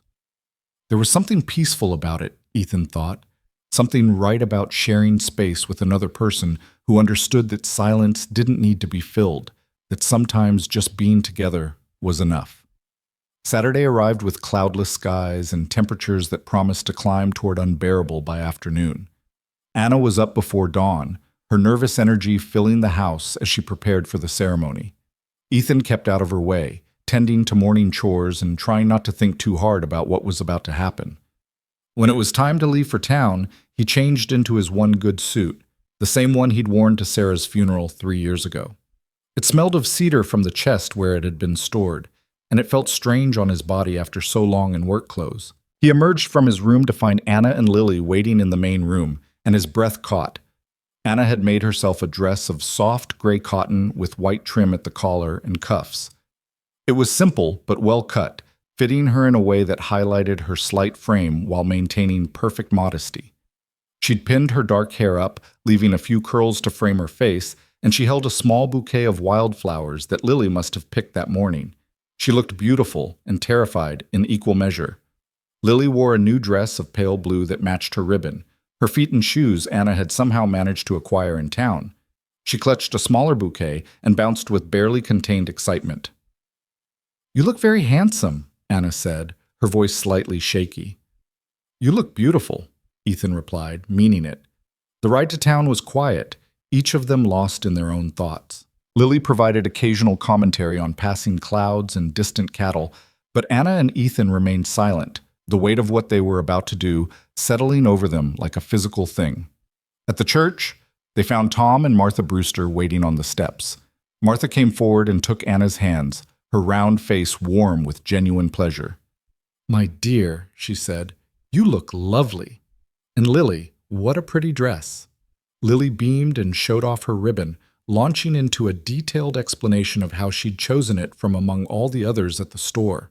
Martha listened with patient attention while Tom pulled Ethan aside. "You sure about this?" he asked quietly. "I'm sure," Ethan said, "because there's no shame in taking more time, in getting to know each other properly before making it legal."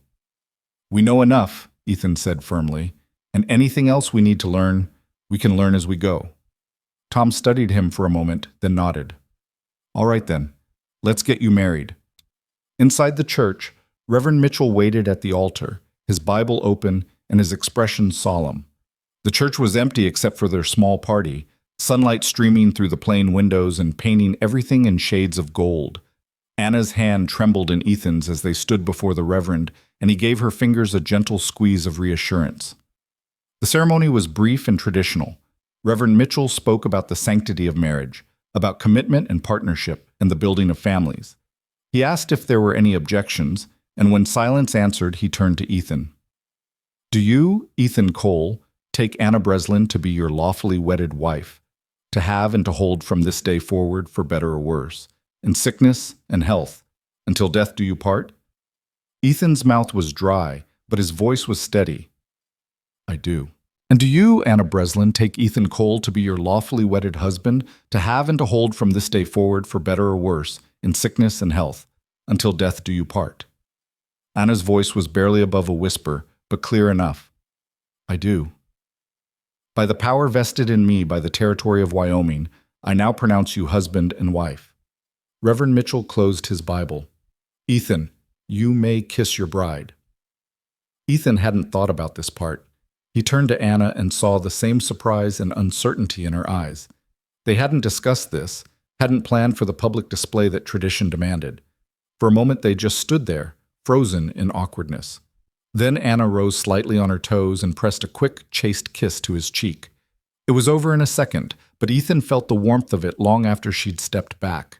Martha clapped enthusiastically and Lily giggled, and just like that it was done. They signed the marriage certificate with Tom and Martha as witnesses, the scratch of the pen on paper making it real in a way the words hadn't quite managed. Anna's hand shook as she wrote her name. Anna Cole now, no longer Breslin, and Ethan felt the weight of responsibility settle onto his shoulders like a yoke. Outside, Martha had prepared a small celebration, a basket with sandwiches and cake, a jar of lemonade. They sat in the shade of the church and ate, while Lily danced in circles singing nonsense songs about being a family now. Anna was quiet, picking at her food, her eyes distant. You all right? Ethan asked quietly. Just thinking about James, Anna said, about how he'd feel about this, whether he'd understand or be hurt by how quickly I moved on. You didn't move on, Ethan said. You survived. There's a difference. Is there? Yes, Ethan said firmly. Moving on suggests you've forgotten that what you had doesn't matter anymore. Surviving means you're still here despite the pain, still trying to build something for your daughter. James would want that for you. Anna's eyes filled with tears. How do you know? Because I'd want it for you too, if I were him, Ethan said. Because no decent man wants the woman he loved to spend the rest of her life alone and afraid. Anna wiped at her eyes with the back of her hand, and Martha appeared with a handkerchief and a gentle pat on the shoulder. The moment passed, and they finished their meal in relative peace, watching Lily chase butterflies across the churchyard. The ride home felt different from the ride there. They were married now, legally bound, their fates intertwined in ways that couldn't be easily undone. Anna sat beside Ethan on the wagon seat, her body carefully not touching his, maintaining the physical distance that matched their emotional arrangement. But when they arrived at the ranch, when Ethan helped her down from the wagon and her hands rested briefly on his shoulders for balance, something passed between them, recognition, perhaps, or acceptance. They were in this together now, for better or worse, and there was both comfort and terror in that knowledge. That night, Anna insisted Ethan take his own bed back. You've been sleeping in that chair for over a week, she said. It's not right. Lily and I can take the smaller room. You said there was a spare bed in the attic we could bring down. It took them an hour to set up the second bedroom, hauling the old bed frame down from the attic and making it up with clean sheets. Lily claimed the room as her own, delighting in having space that was just hers, and Anna made a pallet for herself on the floor beside her daughter's bed. This isn't going to work long term, Ethan said, watching Anna arrange blankets on the hard wooden floor. Your back will be destroyed in a week. I'll manage, Anna said. We both agreed on separate sleeping arrangements. This is what that looks like. I meant separate rooms, not you sleeping on the floor. I'll build another bed frame next week, set it up properly. Anna straightened and looked at him, something soft entering her expression. You don't have to do that. Yes, I do, Ethan said. You're my wife now, even if it's just on paper. That means I take care of you properly. The word wife hung in the air between them, strange and new and weighted with meanings neither of them was quite ready to examine. Anna nodded slowly and returned to arranging her makeshift bed, and Ethan retreated to his own room, closing the door on the day and all its complications. He lay in his bed, Sarah's bed, their bed, and stared at the ceiling, trying to process everything that had changed. He was married again, had a wife and a child under his roof, had made promises before heaven and witnesses that bound him to people who'd been strangers less than 2 weeks ago. It should have felt wrong, or hasty, or terrifying. Instead, it just felt like the next necessary step on a path he'd started walking the moment he'd found a crying child behind his water trough. In the other room, Anna lay on her pallet and listened to Lily's soft breathing, her daughter already asleep and dreaming innocent dreams. She touched the plain gold band Ethan had placed on her finger during the ceremony, turning it slowly, feeling its unfamiliar weight.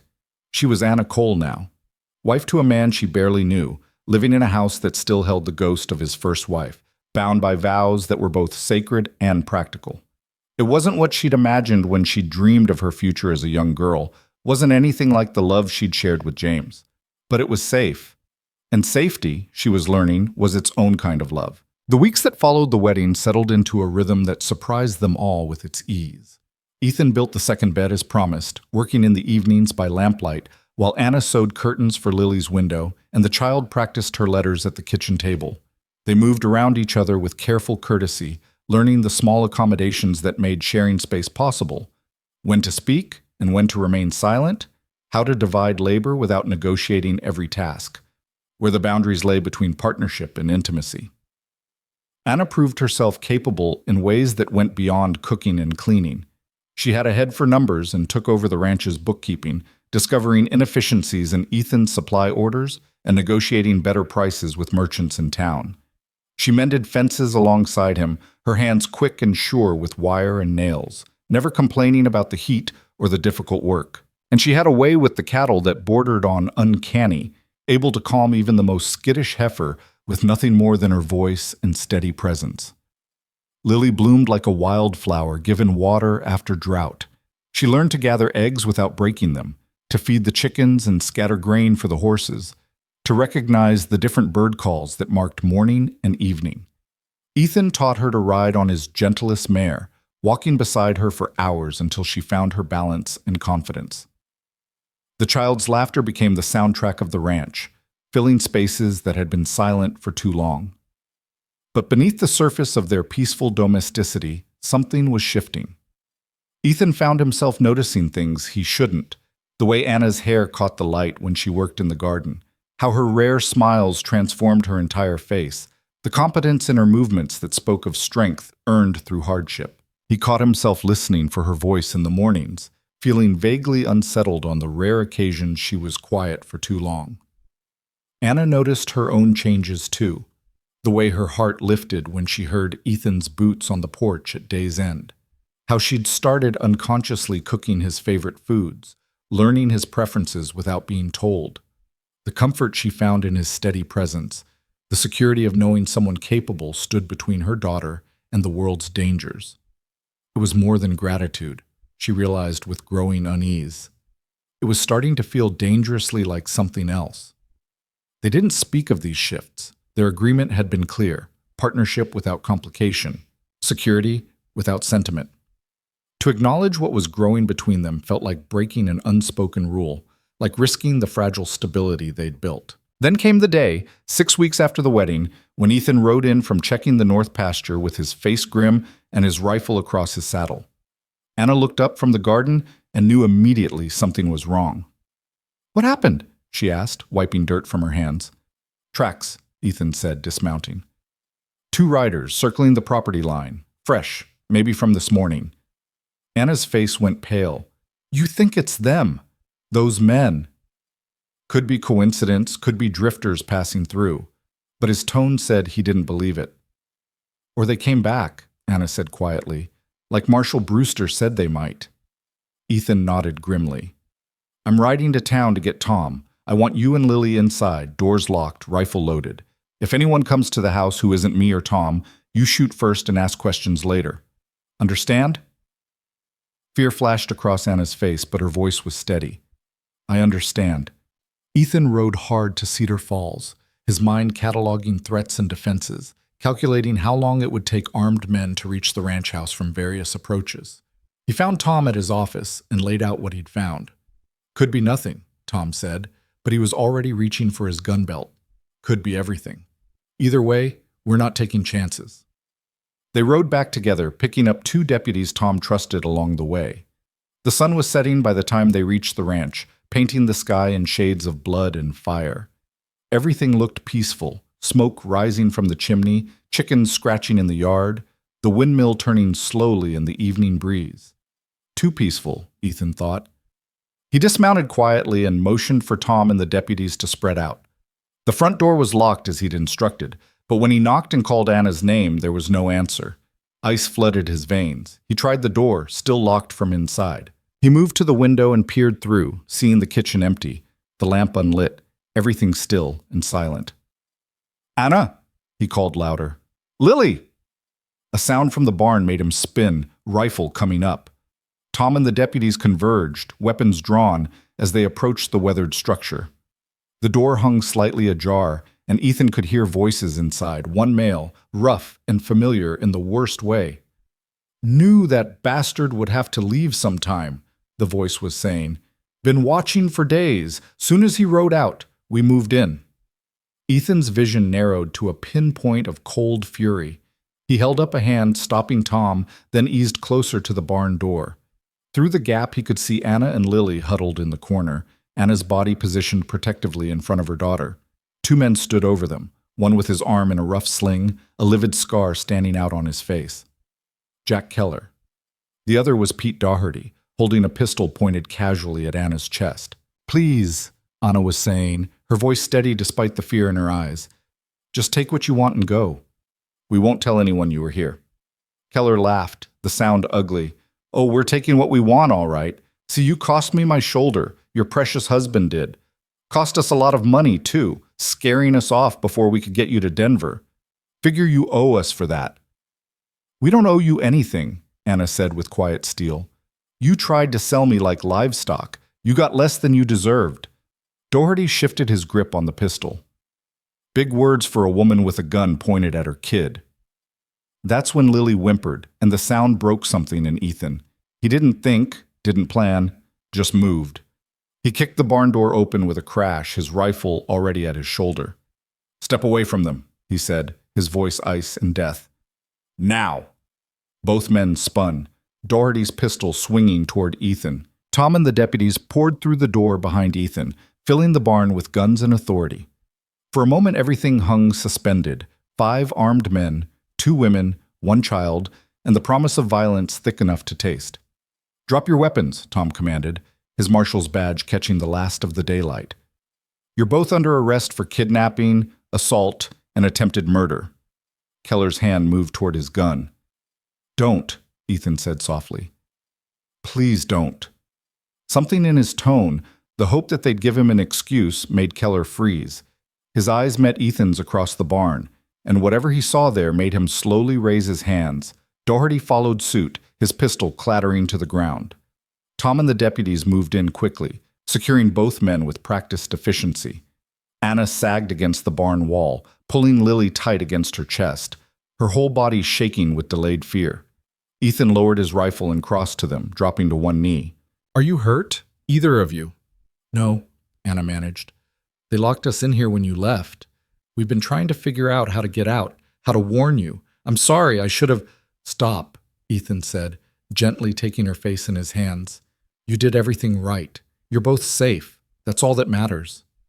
Anna's eyes filled with tears. "I was so scared. Not for me, but for Lily.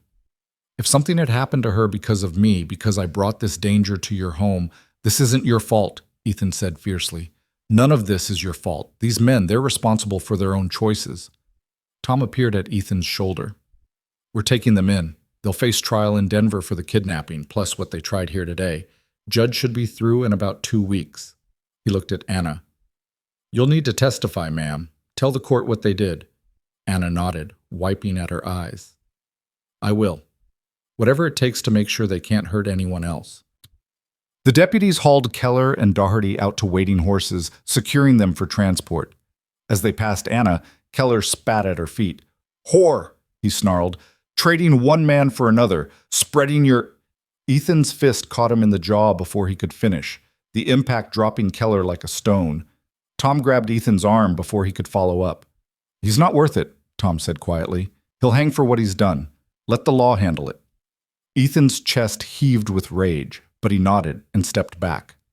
The deputies got Keller to his feet and loaded him onto a horse, and the whole party rode out, leaving Ethan and his family alone in the gathering darkness. Inside the house, Anna put Lily to bed despite the child's protest that she wasn't tired. She sang softly until Lily's eyes closed, then stayed sitting on the edge of the bed, her hand stroking her daughter's hair, needing the reassurance of her breathing. Ethan stood in the doorway watching, his knuckles split and bleeding from where they'd connected with Keller's jaw. When Anna finally stood and moved toward him, he saw that she was still shaking. "Come here," he said quietly, and when she stepped close, he wrapped his arms around her. Anna stiffened for just a moment. They'd been so careful about physical contact, so aware of their boundaries. Then she melted against him, her face pressed to his chest, her hands fisting in his shirt. She shook harder, the fear she'd been holding back finally breaking free. "I've got you," Ethan murmured into her hair. "You're safe. I've got you." They stood like that for a long time, until Anna's shaking subsided and her breathing steadied. When she finally pulled back, her eyes were red but clear. "Thank you," she said, "for coming when you did, for protecting us." "Always," Ethan said, and meant it with every fiber of his being. Anna looked up at him, and something in her expression made his breath catch. "Ethan, I need to tell you something. Something I should have said weeks ago." "What is it?" "This arrangement we made, this practical partnership, it's not enough anymore. At least not for me." She took a shaky breath. "I know we agreed on boundaries, on keeping this simple and uncomplicated. But today, when I thought those men might hurt Lily, when I didn't know if you'd get back in time, all I could think was that I'd never get to tell you the truth." "What truth?" "That I care about you," Anna said, her voice barely above a whisper. "Not just as a partner or a provider, but as a man. As someone I've come to—" She faltered, searching for words.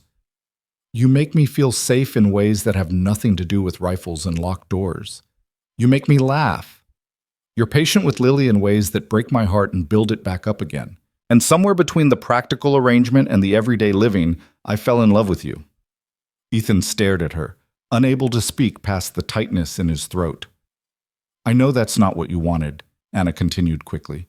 "I know you said you weren't looking for that kind of vulnerability again, that you'd loved Sarah too much to risk it with anyone else. And I understand if this ruins everything, if you want to maintain the distance we agreed on, but I couldn't keep lying to myself or to you about what I feel." Ethan found his voice finally, rough with emotion. "You think you're the only one who's been lying?" Anna's eyes widened. "What?" "I've been watching you for weeks now, trying to convince myself that what I felt was just gratitude or companionship, or anything except what it actually was." He reached up and cupped her face gently. "You're nothing like Sarah. You're stronger in some ways, softer in others. You've been through hell and came out the other side with your capacity for love intact. How could I not fall for that?" "You love me?" Anna asked, as if she couldn't quite believe it. "I think I started falling the moment I saw you fight to get back to Lily," Ethan said. "I just didn't let myself acknowledge it because I was scared. Scared of losing someone again, scared of caring that much, scared of what it would mean to open my heart after I'd worked so hard to seal it shut." Anna laughed, the sound halfway between joy and tears. "We're quite a pair, aren't we? Two scared people pretending not to feel what we feel." "I'm done pretending," Ethan said, "if you are." Instead of answering, Anna rose on her toes and kissed him.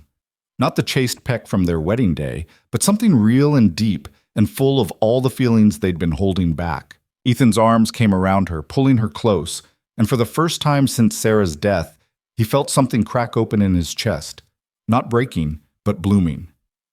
When they finally pulled apart, both breathing hard, Anna smiled. "So what happens now? To our practical arrangement?" "I think," Ethan said slowly, "we admit it was never as practical as we pretended. I think we stop sleeping in separate rooms and start building a real marriage. I think we let ourselves be happy." "I'd like that," Anna said. "Very much." They stood together in the doorway to Lily's room, watching the child sleep, and Ethan felt the last of his grief for Sarah shift into something gentler, not forgetting, but making room. Sarah would have liked Anna, he thought, would have appreciated her strength and her capacity for love, would have been glad that her death hadn't condemned him to a life of loneliness. The trial came 2 weeks later, just as Tom had predicted. Anna testified with quiet dignity, recounting what the men had done, what they'd planned. Lily stayed with Martha Brewster during the proceedings, spared from having to see the men who'd frightened her. The jury deliberated for less than an hour before finding both Keller and Daugherty guilty. The judge sentenced them to 20 years of hard labor, and they were transported out of Wyoming territory the next day. Anna watched them go from the window of the marshal's office, Ethan standing beside her with his hand resting on her shoulder. "It's over," she said quietly. "Really over." "It is," Ethan confirmed. She turned to him, her eyes bright. "So what do we do now?" "We go home," Ethan said simply. "We live." The ride back to the ranch felt different from every ride that had come before. Anna sat close to Ethan on the wagon seat, her hand tucked into his, Lily chattering in the back about all the things she wanted to show Martha next time they visited town. The late summer sun painted everything golden, and the mountains in the distance stood sharp against a sky so blue it seemed impossible. When they arrived home, Lily ran straight to the barn to check on her favorite chicken, and Ethan and Anna stood together in the yard, looking at the house that had sheltered them through so much. "I never thought I'd have this again," Anna said. "A home, a family. Someone who loves me not because he has to, but because he wants to." "I never thought I'd want it again," Ethan admitted. "But you changed everything, you and Lily both." Anna squeezed his hand. "We should tell her. About us. About what's changed." They found Lily in the barn, cooing to the chickens and scattering feed with lavish generosity. She looked up as they approached, her face lighting up. "Can we have eggs for dinner?" she asked. "The brown chicken laid 2 today all by herself." "We can have whatever you want," Anna said, smiling. "But first, Ethan and I need to talk to you about something." Lily's expression turned serious. "Is something wrong?" "No, sweetheart," Ethan said, kneeling down to her level. "Nothing's wrong. Everything's actually very right.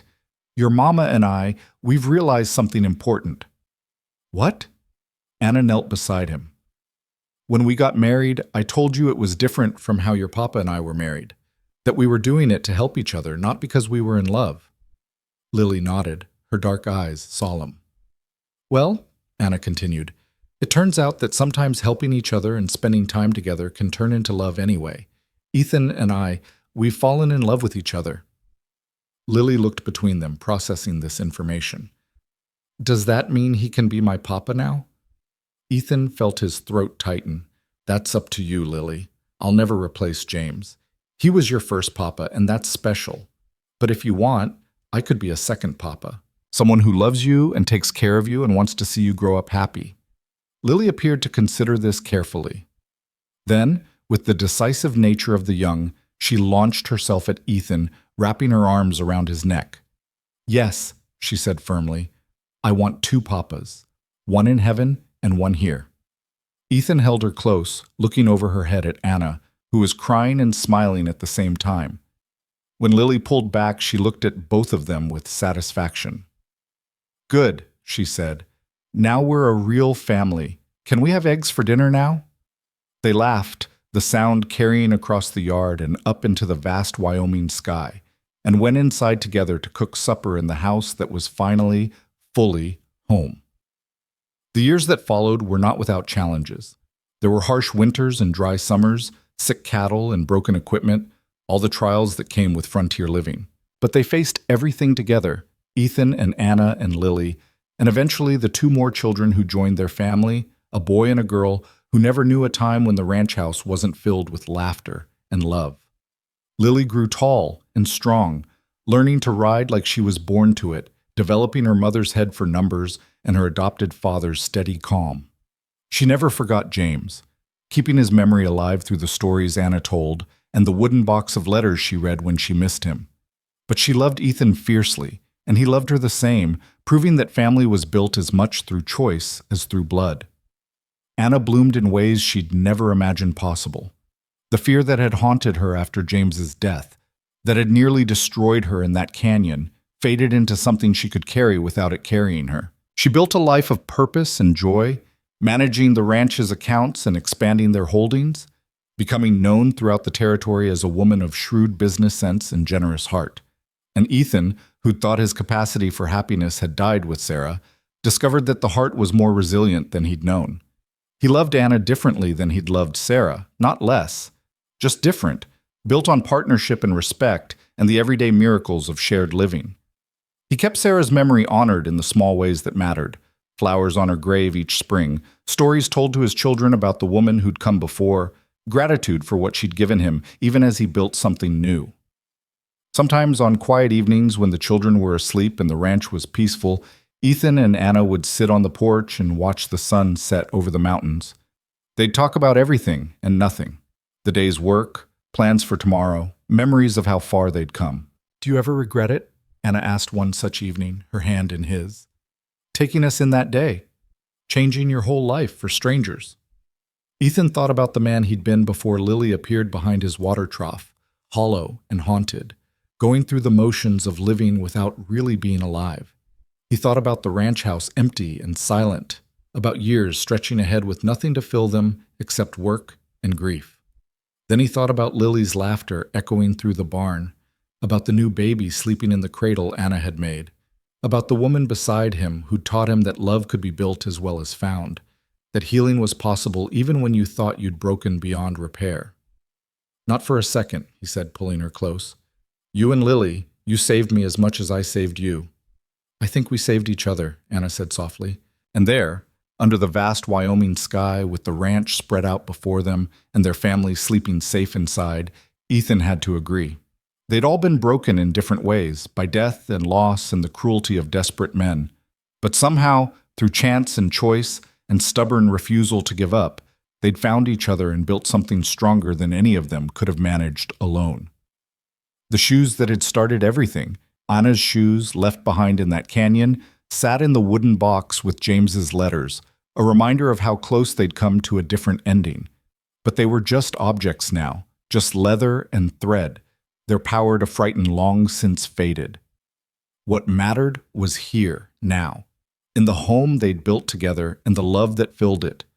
What mattered was Lily learning to read by lamplight while her baby brother gurgled in his cradle.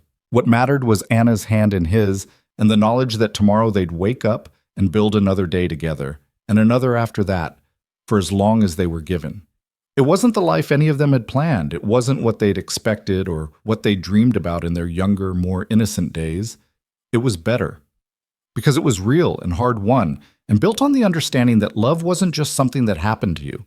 It was something you chose every day, in 1,000 small ways. It was showing up for each other when things got difficult. It was building trust slowly, brick by careful brick. It was learning that family could be found as well as born, that second chances existed for those brave enough to take them. As the last light faded from the sky and the stars began to emerge, Ethan and Anna went inside to their home and their children and their life together. The door closed behind them with a sound of permanence and belonging, and the ranch settled into peaceful darkness, holding within its boundaries the quiet miracle of people who'd found each other in the wilderness and chosen to stay.